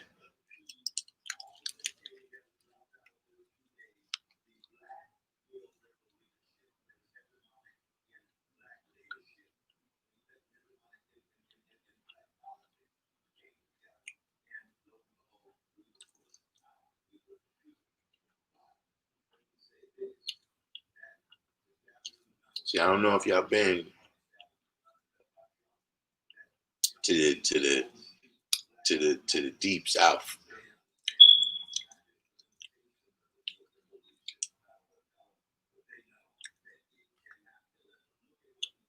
G. Christian said mosquito be all in your space after that hole broke the screen door and the screen window. Woo! D. Christian, the hell are you still doing live?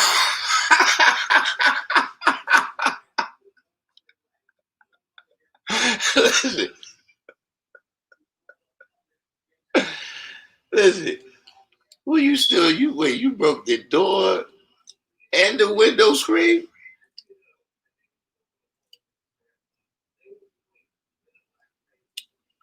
Woo! Yeah, hey, listen, man. Y'all brothers is like Felix the Catch, man, with multiple lives.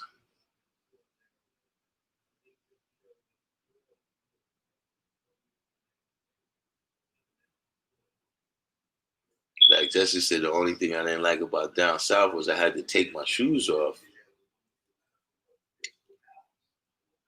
Um, Maybe I take our shoes off too. So, I mean, you couldn't be tracking. You know, you ain't gonna track nothing. But see, uh, the people I'm familiar with in the South, right? Kids don't go in the front door.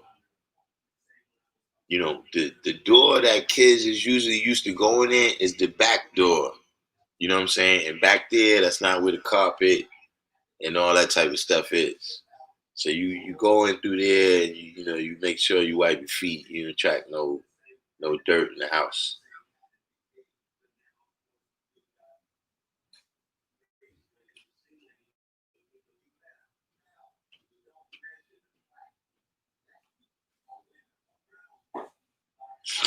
D. Christian says D. Christian said he been on the run since he broke the screen.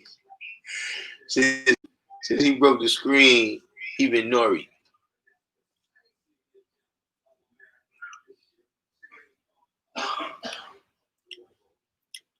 Woo! Now I'm gonna tell y'all something. I've been there with the screen. I didn't break the screen though.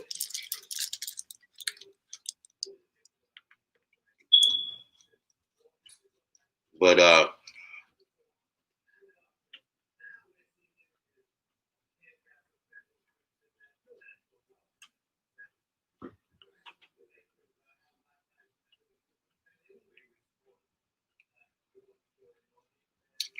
was one of them situations where everybody got beat.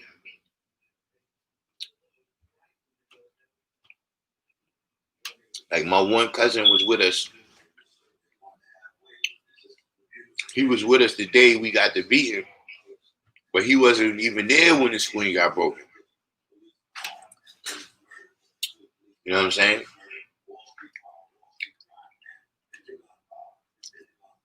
See, we was all there. We was on the porch, just doing what we do. So my brother went to football practice.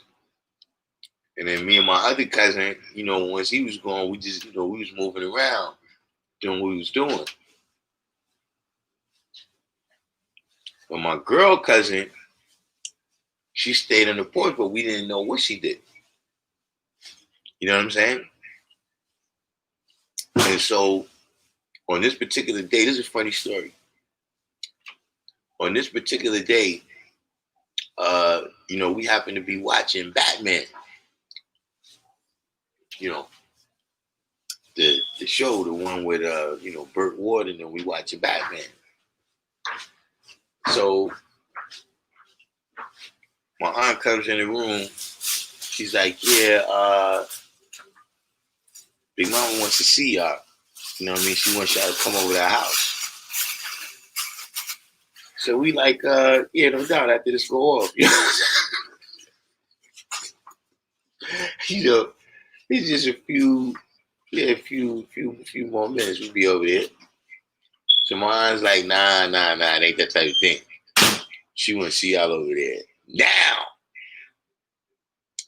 So now you done interrupted Batman. We ready to kick her ass. You know what I'm saying?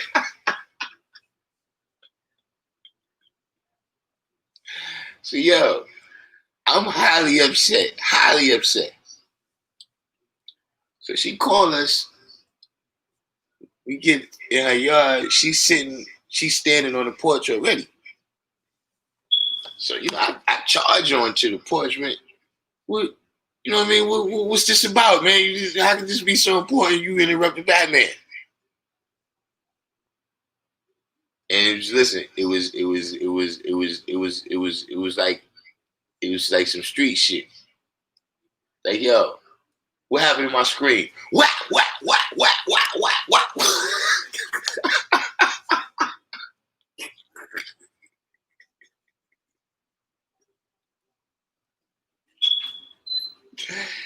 Yo, that was a wild day, man. I'm talking about, look, she went in on everybody.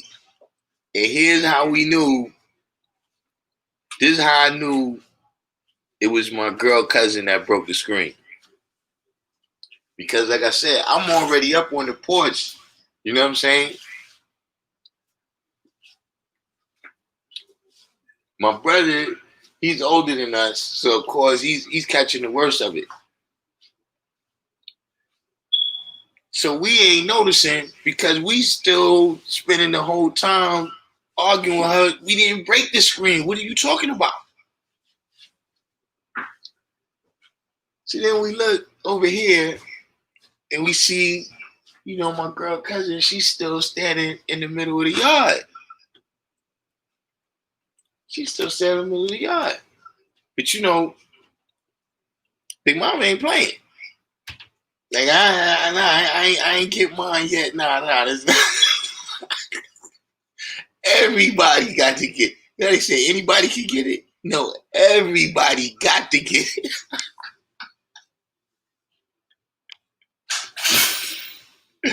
Listen, she done been all around the back of the house beating my brother, right?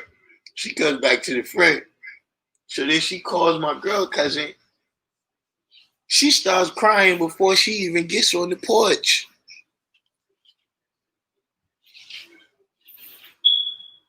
That's how we was like, yo, man. She the one that broke that screen, man. You see, she already was that type of person where it's like, see, we couldn't say nothing to her. And she, first of all, she was the youngest. You know what I'm saying? And her grandmother was the aunt that I told you used to always catch the migraine, so we didn't really, you know what I'm saying? But in that episode, and then my other cousin who was there, my cousin who wasn't there got a beating with us. My other cousin who was there, he escaped that.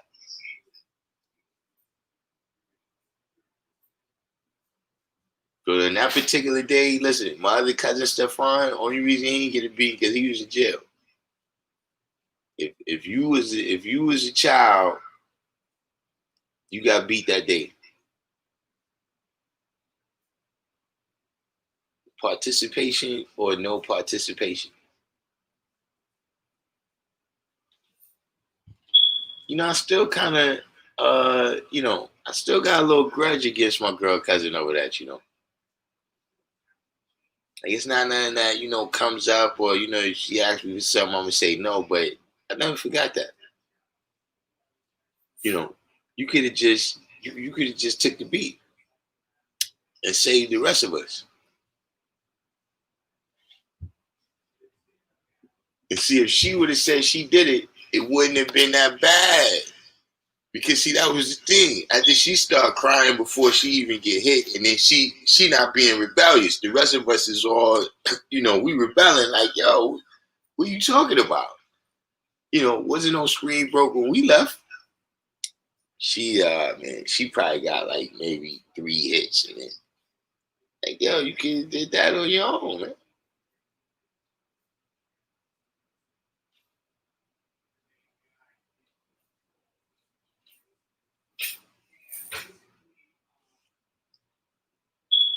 D. Christian said, I'm talking the South Florida, murky water, mosquito infested, hot summertime, humid, just stepped out the shower, got to jump right back in because of the heat.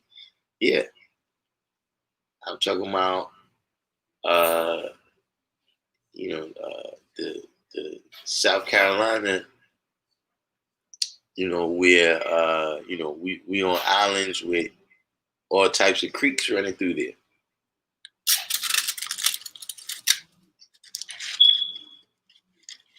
Where you look, you get a mosquito fly by, you look him in the whites of his eye. That's how big the mosquito is. You look eye to eye.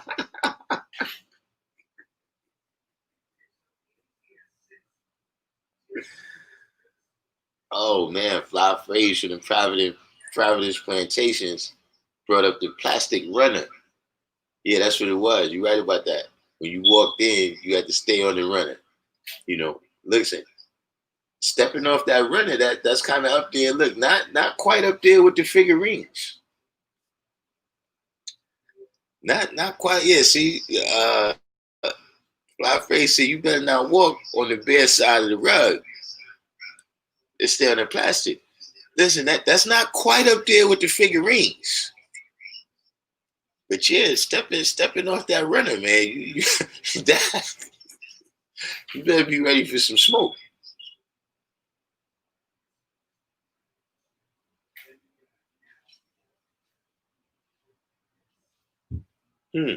Universal Truth changed a little gears for us right here. Said I'm tired of hearing people say there would be no Nas if not for MC Search, as if Large Professor wasn't using Eric B and Rakim's leftover studio time to make Nas demo before Search stopped Nas, before Search shot Nas. Yeah, I don't think that's an accurate statement to say there wouldn't be any Nas.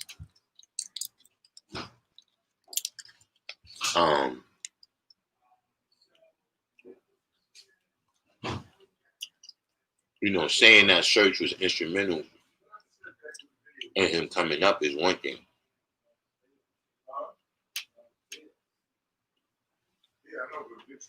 But I don't recall specifically Search having anything to do with Live at the Barbecue.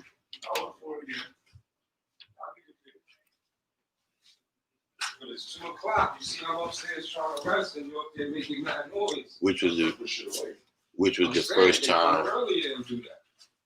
That was the first time I heard Nas on the record. He accidentally stole some shit. I had seen him around before, different shows and stuff like that. But that was the first time I heard him on the record.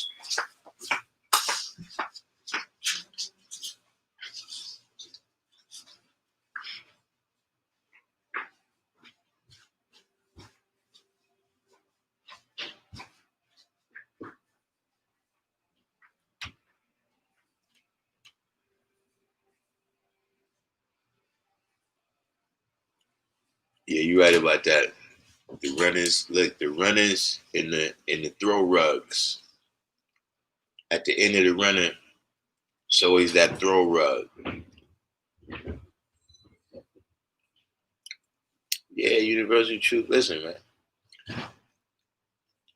you can't interrupt.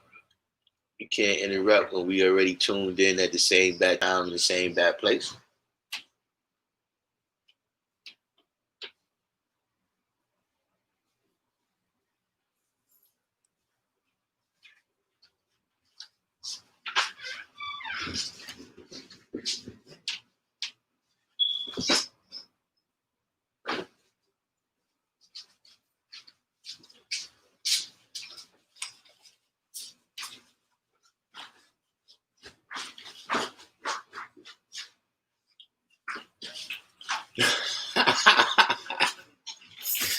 Universal truth said we walked over there like Batman and came back like Batty But listen, I'm talking about if you to see how we was walking with purpose.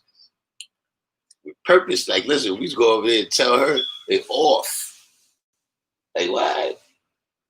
You interrupted Batman? I don't even think we got a chance to see Tom and Jerry that day, man. I can't recall because they used to alternate. Sometimes Batman would come on first, sometimes Tom and Jerry come on first. But I'm pretty sure during that time, Tom and Jerry came on and then Batman.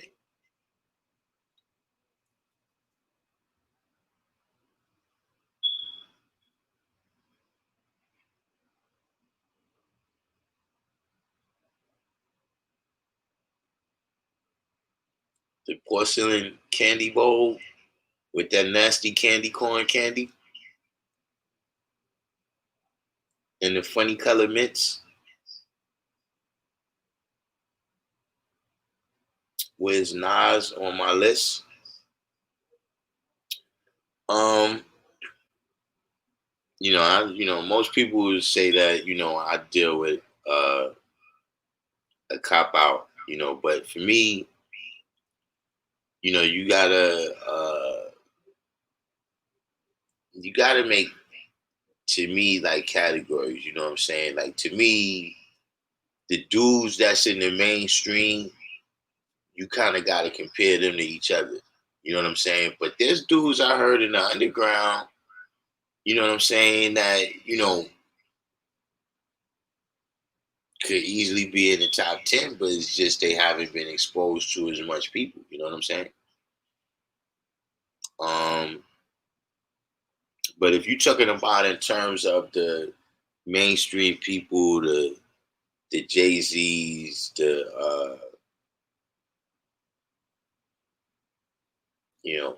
Biggies, um,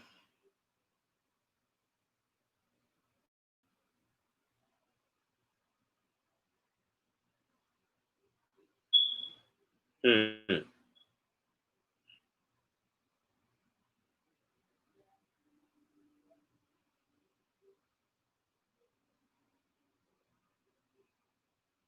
I mean,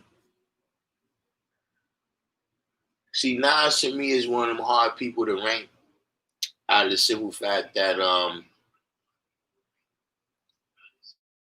he put out a lot of stuff that I didn't like too. You know what I'm saying? Like, to me, that's that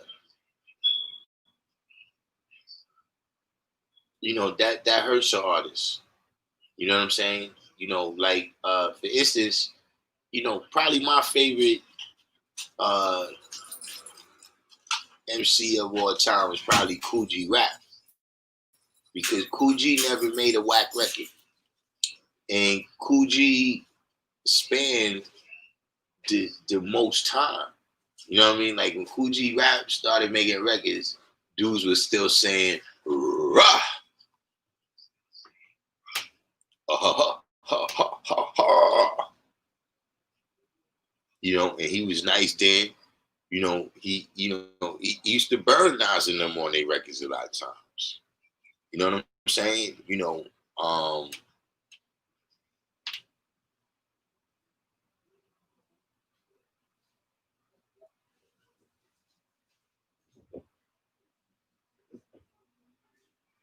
So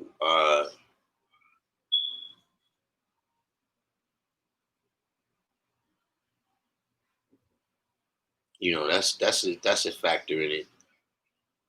Okay, so the Illuminati said I only count lyricists. So let me ask you a question. If you only count lyricists, is Jay-Z qualified?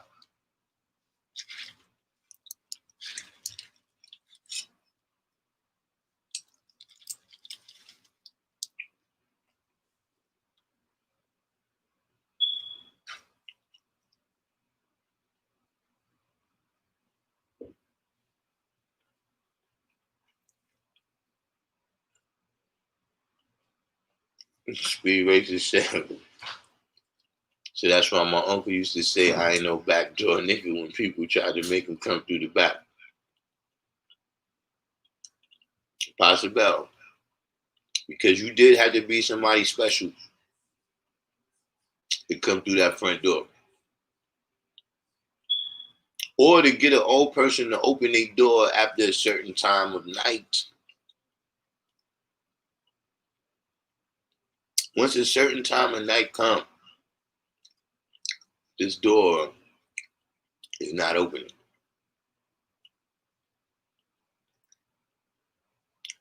I got caught between a rock and a hard space one time because I was in the back by the door.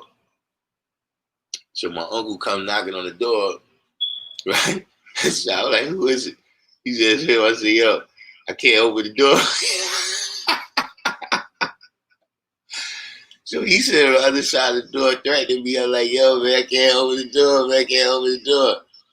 So finally, whatever he said, I opened the door. Yo, he come in, his whole arm is full of blood. He's over at the bar, they ain't let him in. He punched through the glass. So that was another funny story.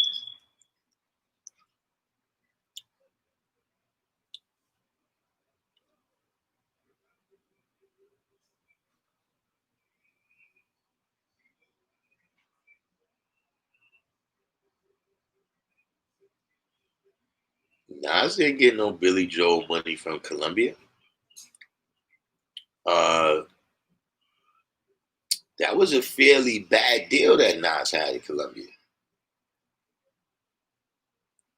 That's why he left. You know, those is the days when, you know, he's talking about he didn't really have no loot. That wasn't no good deal with Columbia.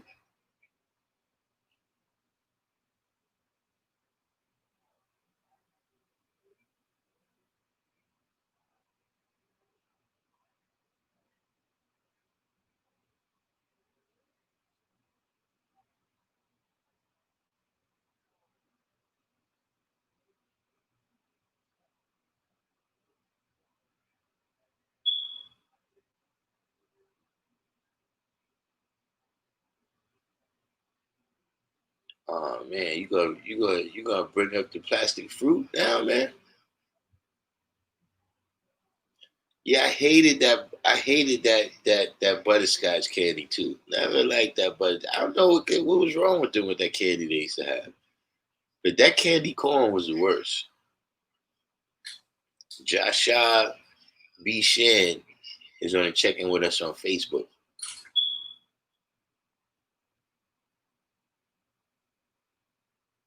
So 793rd said Nas is actually more skilled and better than the body of known work. I mean, see, this is the thing with Nas. In terms of his voice, you know, his delivery, his timing, and things of that nature, you know what I'm saying? Yeah, he always had that. But see, particular, La Illuminati says lyricist. In my opinion, there were certain times that Nas ran out of things to say. You know, whatever he said sounded dope, but the content of some albums is clearly not on the level with the content in other albums. So La Illuminati said Jay-Z is not in his top 10. See, now Jay-Z's a fighter. So, you know, I don't know how he's qualified for the list at all.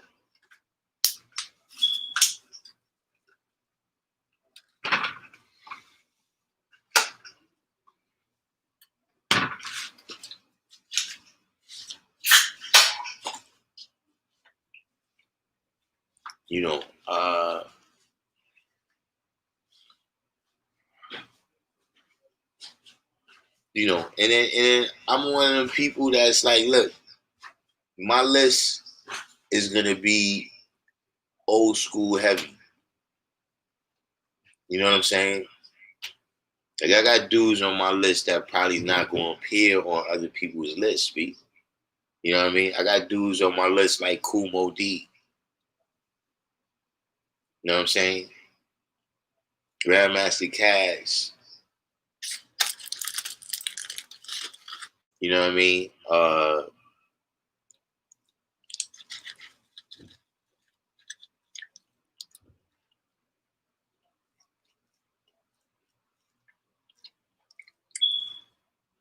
G-Rap, of course.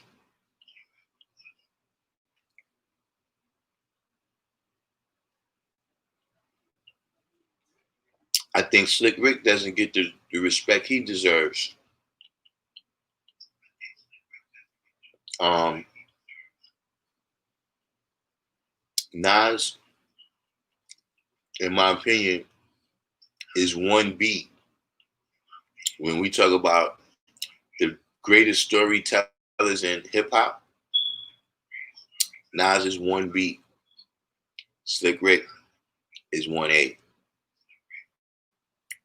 You know what I'm saying? Slick Rick is like the giant that any storyteller, he's the giant whose shoulders they stand on. So, y'all ain't gonna like my list. If I.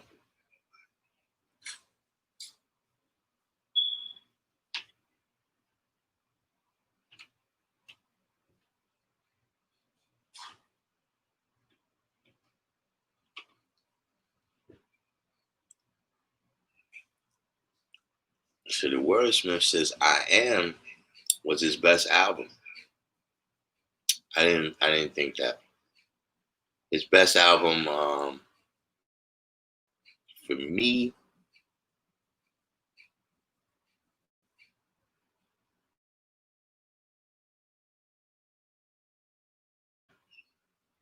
uh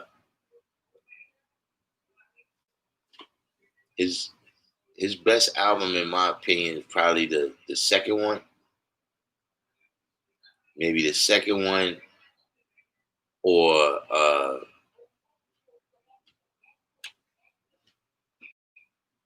back in the days, you used to have people that they would make an album, right?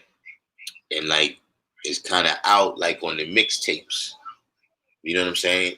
But a lot of times, they couldn't get the clearance for all of the samples or something, or for whatever reason, all the same songs wouldn't appear on the album. You know what I'm saying? Um, what was that? He had an album, the one with the I Know I Can't Be What I Want to Be. Whatever was the name of that album, the street version that came out before the official album came out, that's one of his best works too. You know what I'm saying? But I definitely, I would rank even the first album over I Am.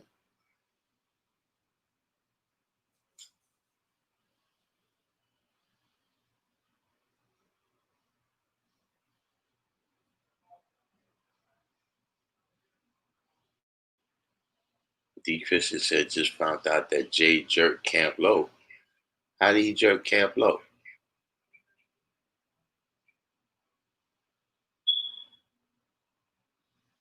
Pepper's got a spot in the LES? What is going on?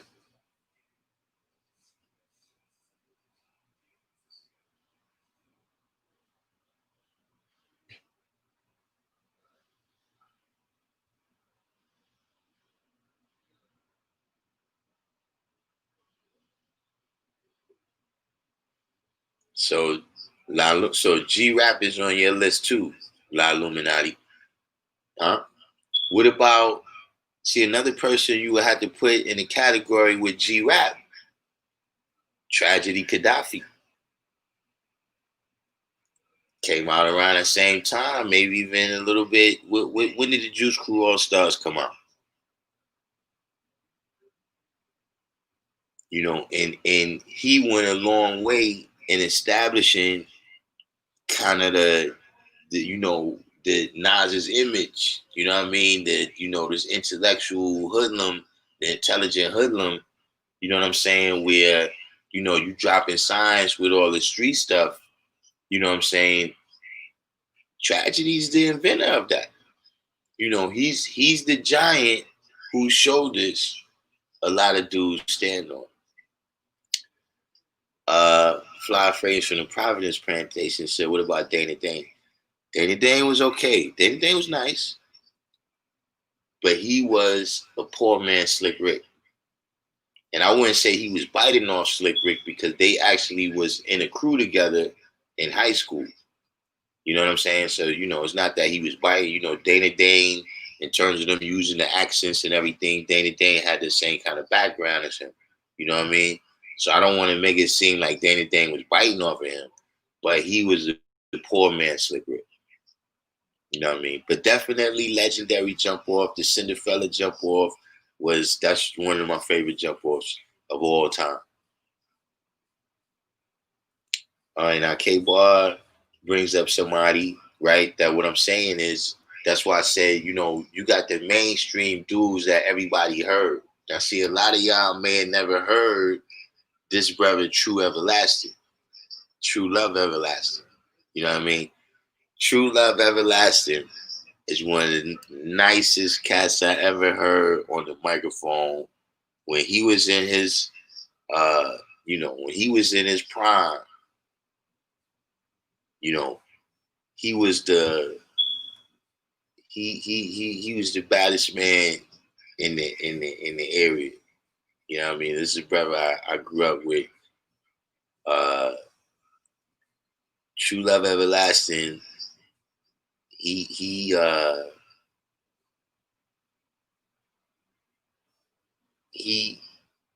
he was able to drop the 5% signs, in rhymes like no one else.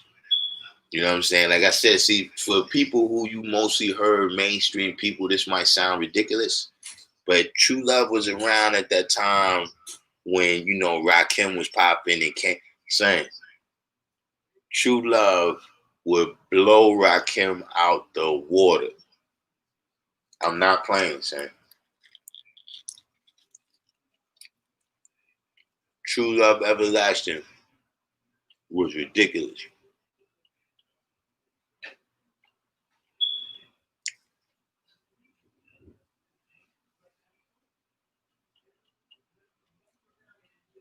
So Lost Tapes is the album that I'm talking about. The one with the I Know I Am on it.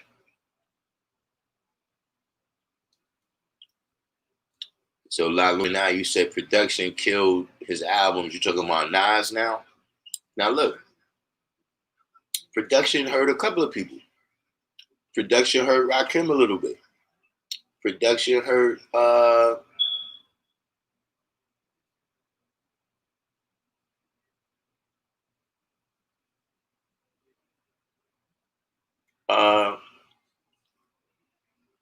but at the end of the day, you pick those beats, man. You know what I'm saying? You kind of can't, like maybe as a fan of his, you could say that if you making a contrast and comparison with other MCs, you know what I'm saying? But in terms of saying that held you back, that's what you chose, you know?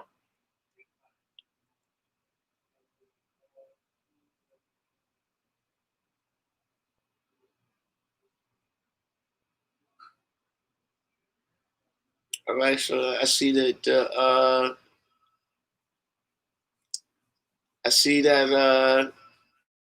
yeah, Stillmatic was the name of the album.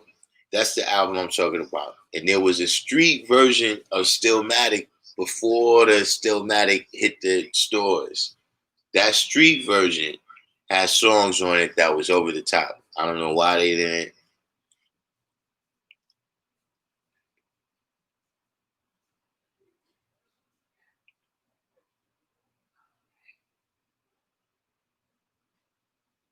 Yeah, Godsend, I wasn't feeling that.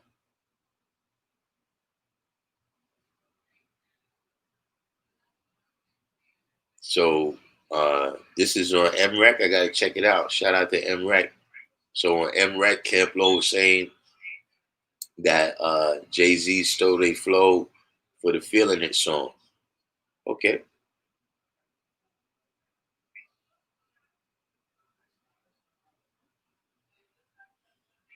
Okay, so La Illuminati, it looks like our list might be a little bit similar here. You got Tragedy #2 on your list.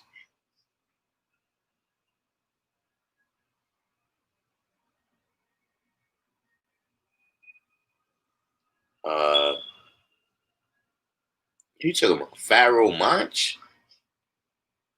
I mean, Pharaoh's okay. I wouldn't put him in the category with Black Thought, G-Rap, Pun. I get into this all the time with people. I didn't really see it with Pun. Pun was nice, but I wasn't. Uh, I wasn't all that into Pun like that. Kaz definitely.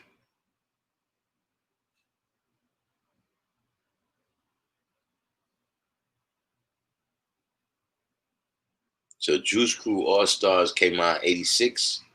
I don't think it was '87. I think it was '86 because I don't recall. I wasn't in high school when Juice Crew All Stars came out.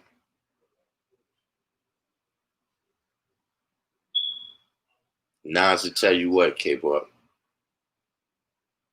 Right. It was written, I think it's probably his best joint, Nas.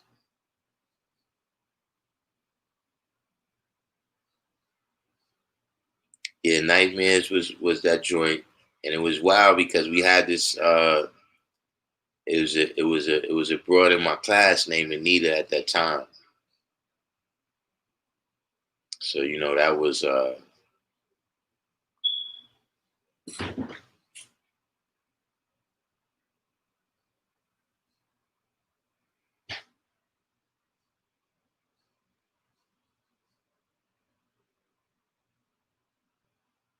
wait a minute, who is ride #1, #3 is Wise? Sir Abu is another person that, yeah, uh, but see, with Sir Abu, he just don't have the catalog. He didn't put out, I heard him rhyme a lot of times, but in terms of wreckage, Abu came out and still was the single era. Albums really kind of started, being common in like '88. You know what I'm saying? '87, '88. But most dudes up until '87 was really just doing a lot of singles.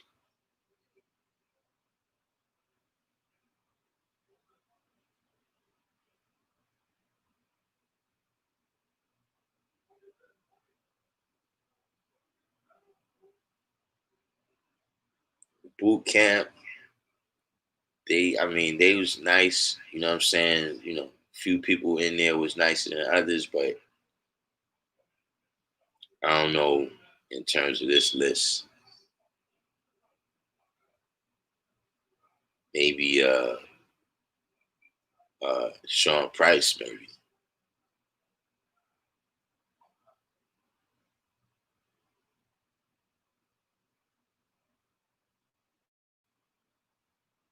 La Illuminati said if they not spitting science, they not on my list.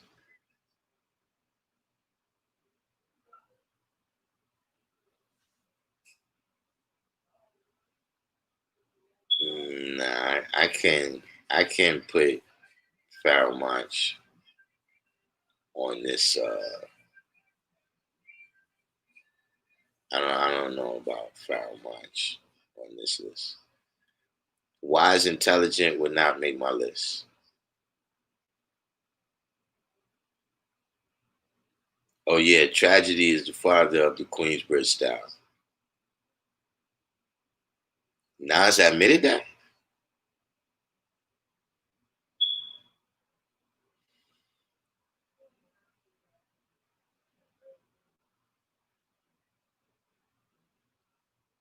Who put up a post? Who put up a post about the influence of holy war today in hip hop?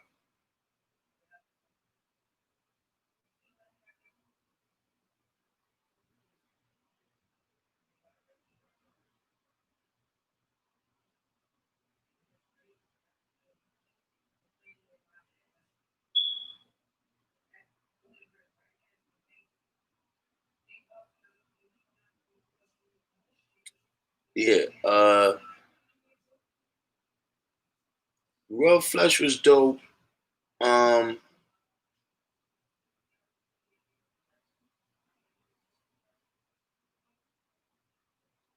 Raw Flesh is dope.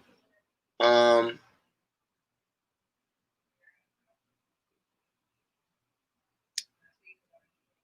Raw Flesh problem wasn't rhymes. There was something behind the scenes. Like I don't really know what it was. I can't tell you what it was, but somehow Raw Flesh didn't make a connection with the people. You know what I'm saying? Where people talk about him like they know him. You know what I'm saying? Like when people got a nickname for a rapper, like that's their homie. You know what I'm saying? Um, Definitely that worldwide. That was a banger. And I think somehow just on a politics level, uh,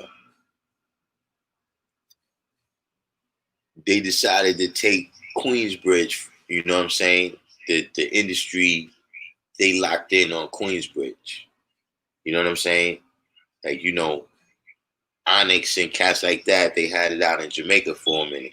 You know what I mean? But the kind of stronghold of the MCs they was getting out of Queens start coming out of Queensbridge.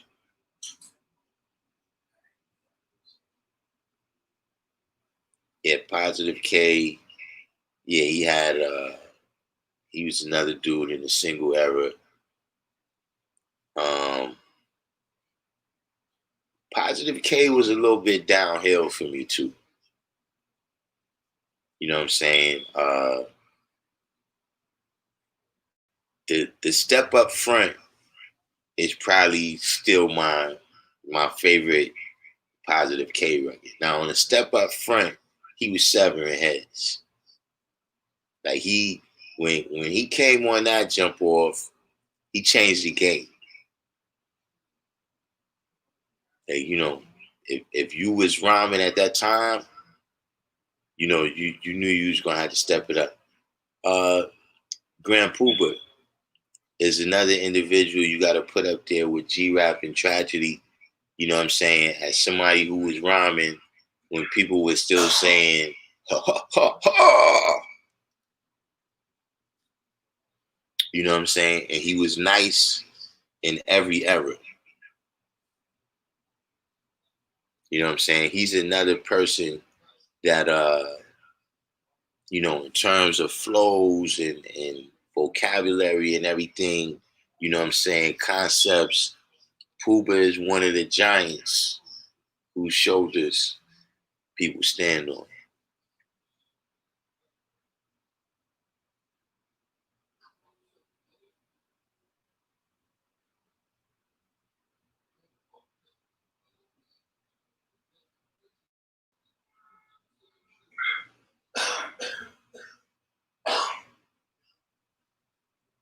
You putting Dead Prez as the best, so you putting Dead Prez over Wu-Tang, EPMD, uh, Public Enemy, and NWA?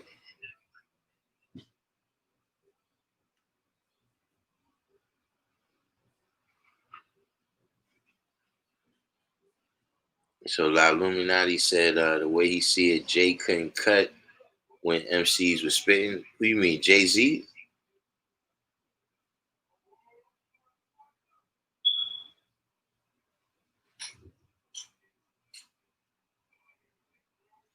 mean, I will say that, you know, when they originally all came out in like 94, 95, 96, that Jay-Z wasn't really seen like that. Like, he was a dude that had put out a dope album and people was, you know, feeling it and everything.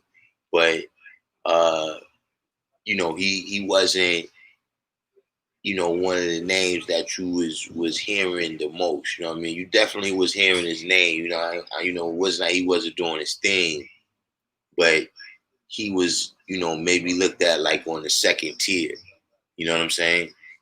You know, he wasn't up there, you know, with the Nas's and the Raekwons and the Biggies at that time.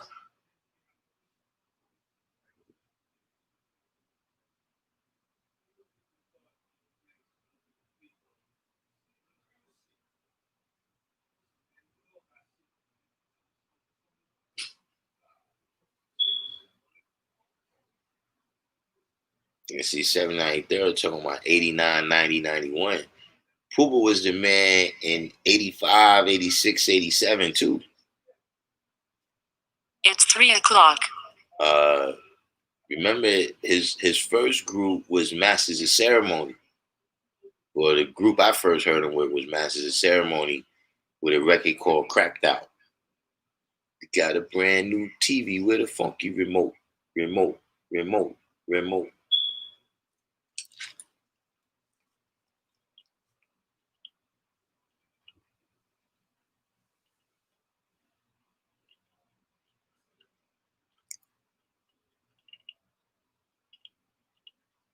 Shaquem said when Jay-Z changed his flow, he came up. Hey, Shaquem, what about this person? What about the inventor, the inventor of kind of the Brooklyn, what would you say, the inventor of the Brooklyn kind of attitude and persona on wax?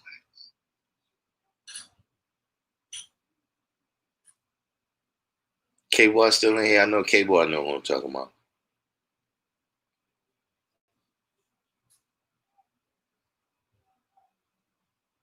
Shaquem, do you remember who was the inventor? You know, who brought Brooklyn on the wax?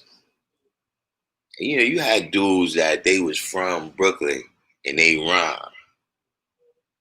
But who's the first person to introduce the planet of Brooklyn on the wax? Nah, not Just Ice. Just Ice is another person, though. Just Ice is a good person. But Just Ice was not the first person. Remember, Just Ice's first record was Latoya. Wasn't Special Ed, Shaquem.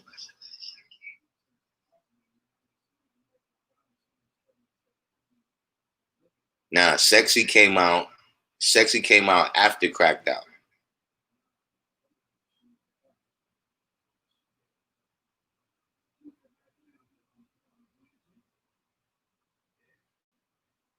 Wordsmith said he got put on to Wu-Tang late. That's crazy. That's true too. Just Ice is from the Bronx. But Just Ice one of the people that got history all over the city. You know what I'm saying? He been in Far Rock, uh, Fort Greene. You know what I'm saying? Like, that's where the people knew him from. He was coming out of Fort Greene doing security and stuff like that right before he you know, hit the thing with the what's the name? You know, Milk close, K-Bar. Stetzer is another close, very close, not Stetzer.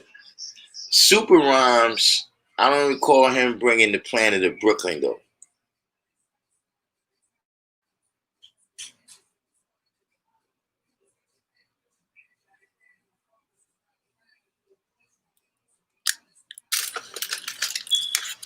But see, that's what I'm saying. There was dudes from Brooklyn. there's dudes from Brooklyn. But that's not the dude who introduced, at least uptown, to the planet of Brooklyn.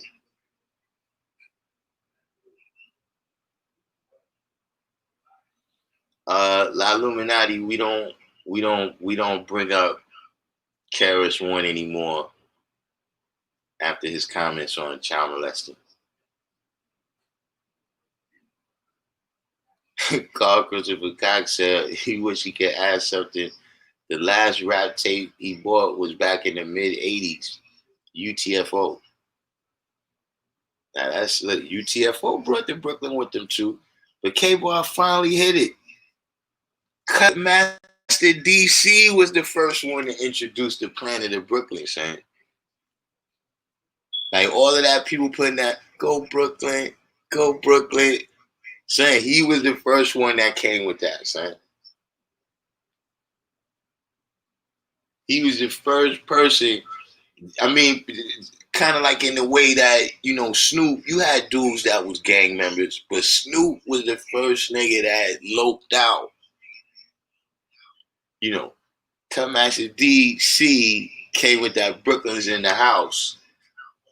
And it was like, all right, this is,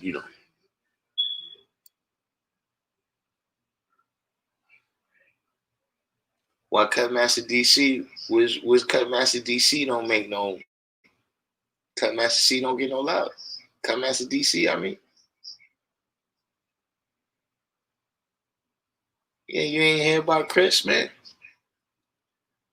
Chris said that, we got to forgive Africa Bambaataa, even if he's a child molester, because,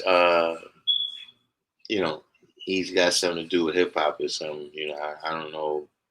It's hard for me to really backtrack and tell you exactly what he said, but yeah.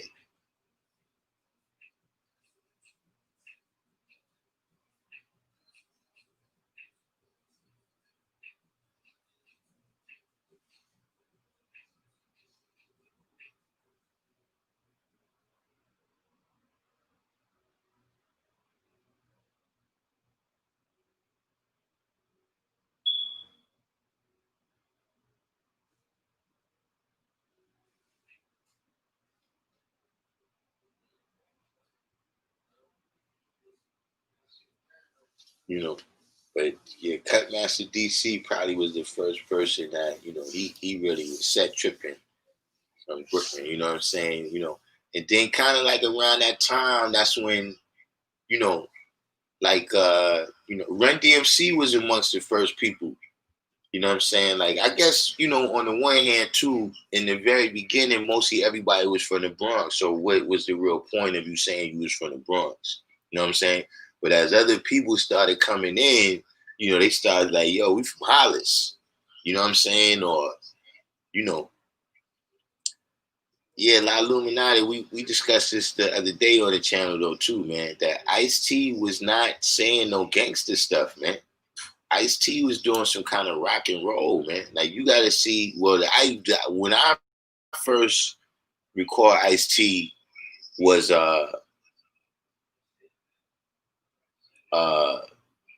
on the movie Breaking. He was on there with some band. They was doing, a lot of them records that the other stuff. Even in terms of maybe I got introduced to it late. I don't know, but I don't remember Ice-T. That was something that seemed like he kind of joined in with, and of course, he was from out there. He dabbled in the streets or whatever, so he knew how to kick it too. But Snoop was the first, unapologetic gang member.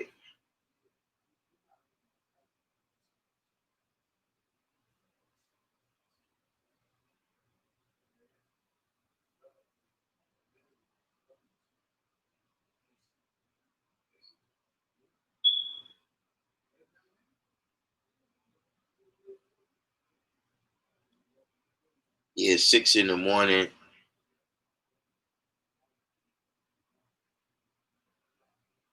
but I'm not sure when that came out.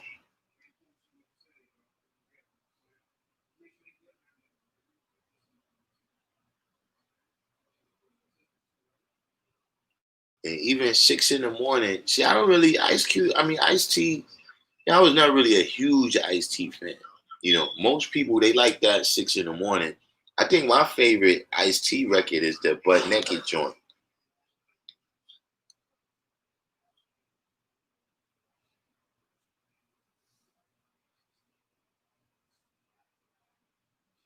SCC and Above the Law.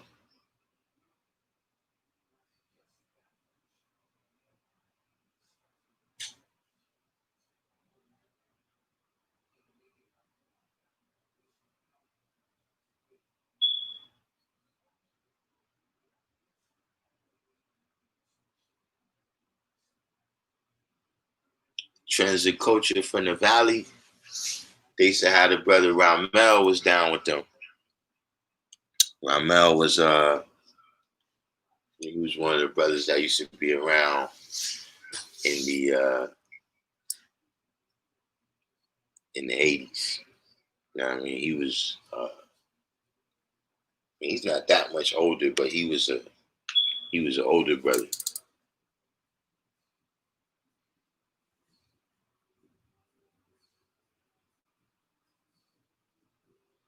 You said 6 in the morning was his version of PSK.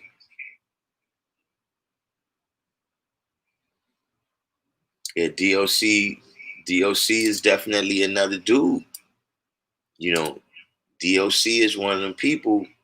He's one of the giants who's he's one of the giants whose shoulders they stand on.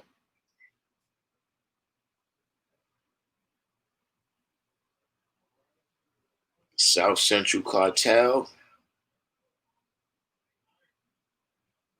I mean, I don't think I ever heard any of their records.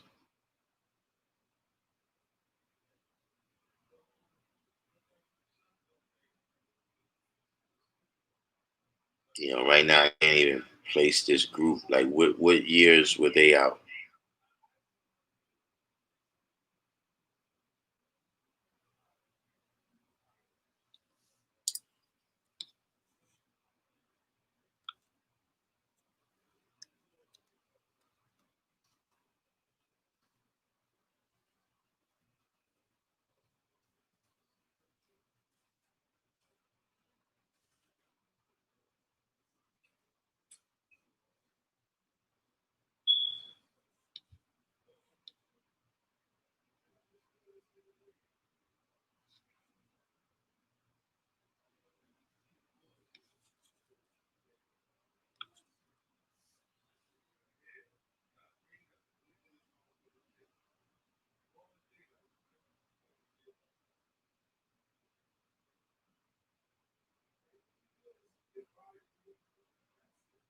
Oh yeah, I remember the Prodigy and Havoc from out there. But that wasn't way back in the days. I didn't never know they name was South Central Cartel. I did know about the Prodigy and Havoc from out there, but I never heard none of their records. But I remember, I recall when they was around. Strictly Roots.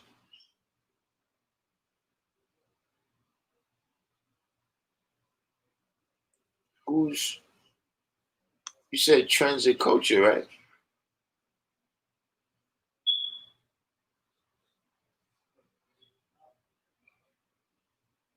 Strictly Roots.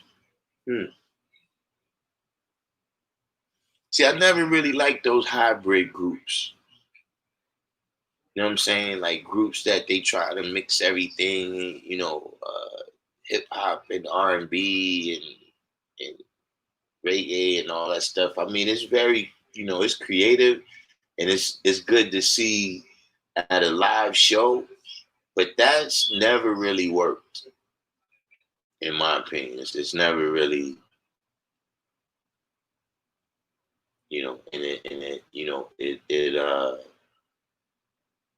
to me, it kind of belittles hip hop. You know what I'm saying? As if hip hop, needs this other bullshit music to make it. It's a good idea. You know what I mean? That you mix all these things in together and you bring in all these different clientels, but it never really works out.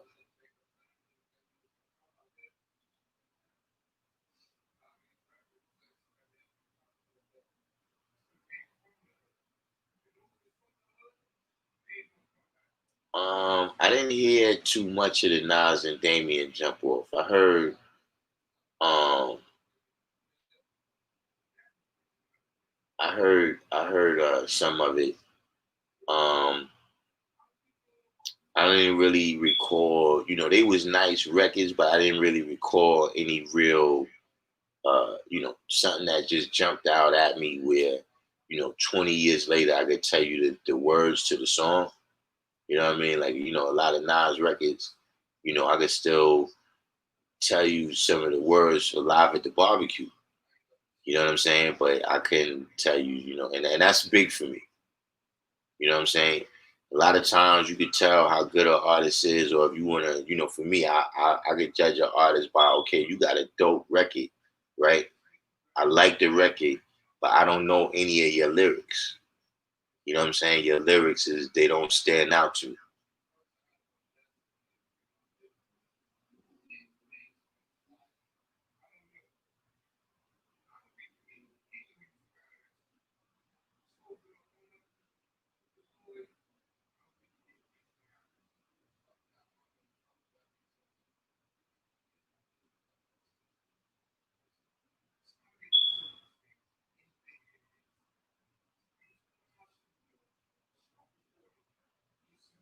So Strictly Roots, that was their name. I thought it was Transit Culture too. But yeah, whatever. They the same dudes. I'm saying I know Ramel. Well, I haven't even seen him in decades, but I'm saying I knew Ramel. So the Nas and Damien album is 4 mics. I gotta check it again. You know what I'm saying? I didn't get a chance to catch it.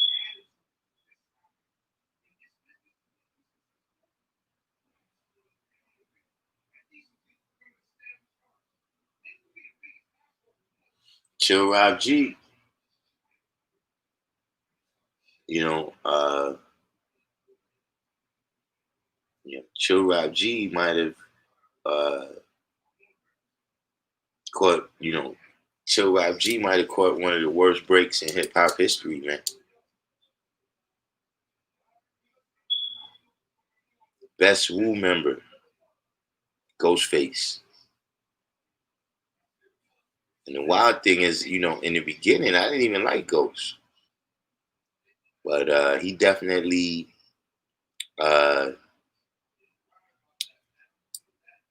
definitely showed the most longevity and the most consistency. You know,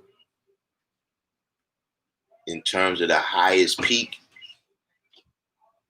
they all kind of up there. You know what I'm saying? Um, but yeah, definitely, and in terms of, maintaining his consistency over the time.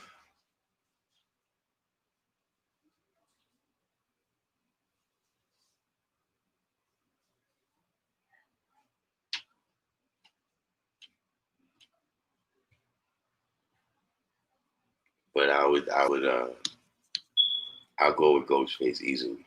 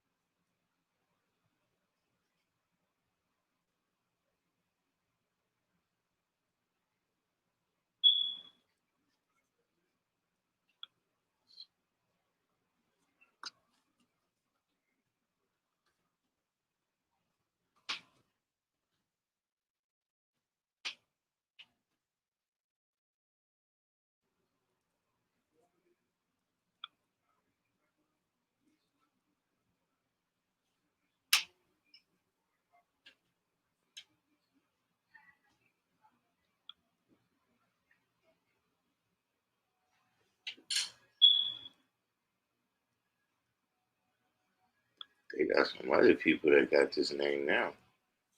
I'm trying to look up these groups. I just see in trends of culture. I didn't see the people that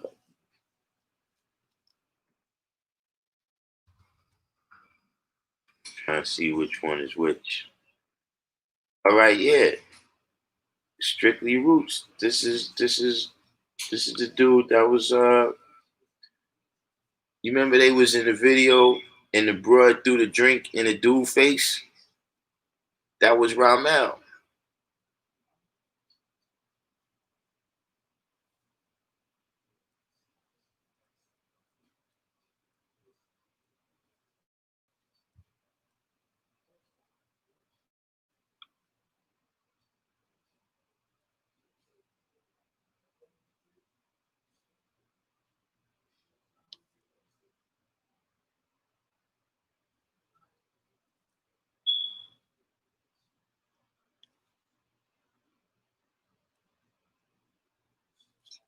But I know these dudes. I know them I knew them personally back then.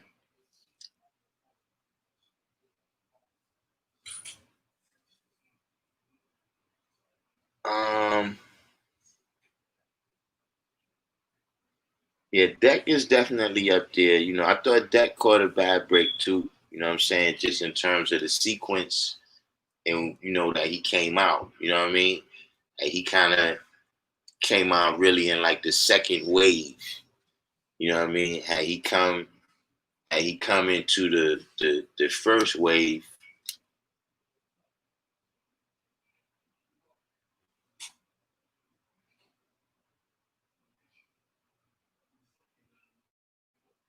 I think he would have did I think he would have had more commercial success. You know what I mean? And then he had something what happened with him where his album leaked out like a year before they put it out. You know what I'm saying? So it was like, and then they didn't really change it around that. So, I thought that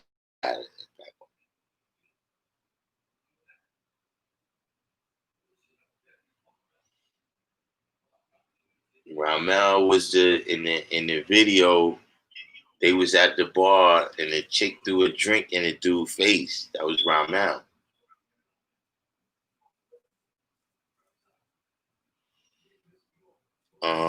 Let me see. That the most underrated.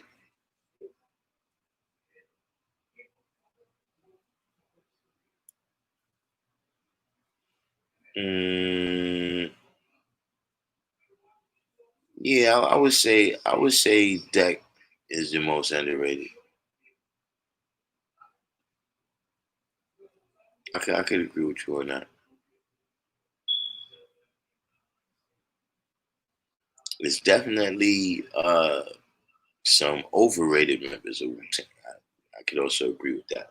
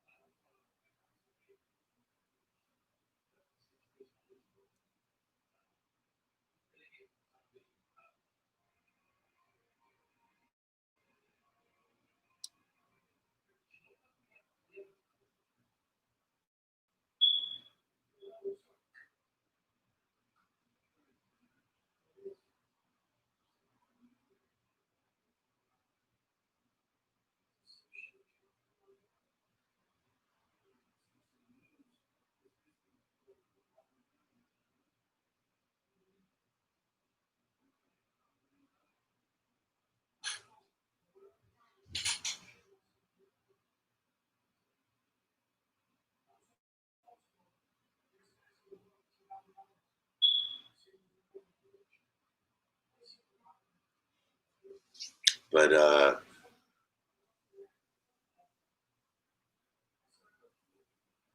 Timbo King, uh, yeah, I think Timbo was nice. Timbo was one of the dudes that I felt like, business wise, uh, they missed the boat. On capitalizing on Timbo's talents. Um, I'm sure they had their reasons or whatever, but I thought Timbo was somebody that should have been pushed much harder.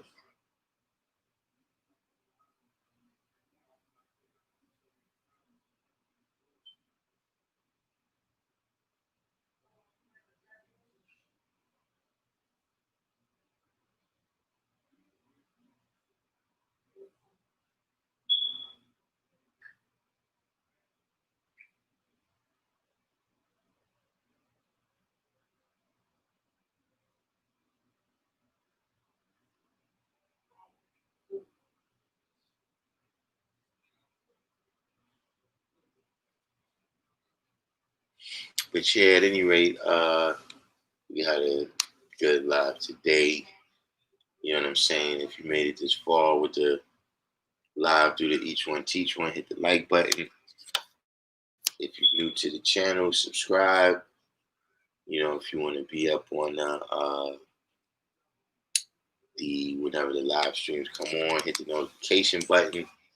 You know, um, you know, uh, send me some batteries. I don't think I got nothing that takes batteries. Oh, I got a drone, but I haven't figured out how to use it. I keep crashing it. So it's batteries in the I think it's batteries in the remote. But other than that, I don't even know if I have anything that uses batteries anymore.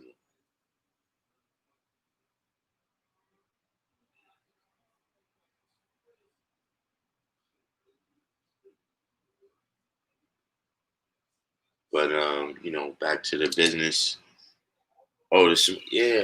Um, yeah, I don't know. That what it is? That's why it keeps going on. Cause definitely nobody. Definitely ain't no smoke.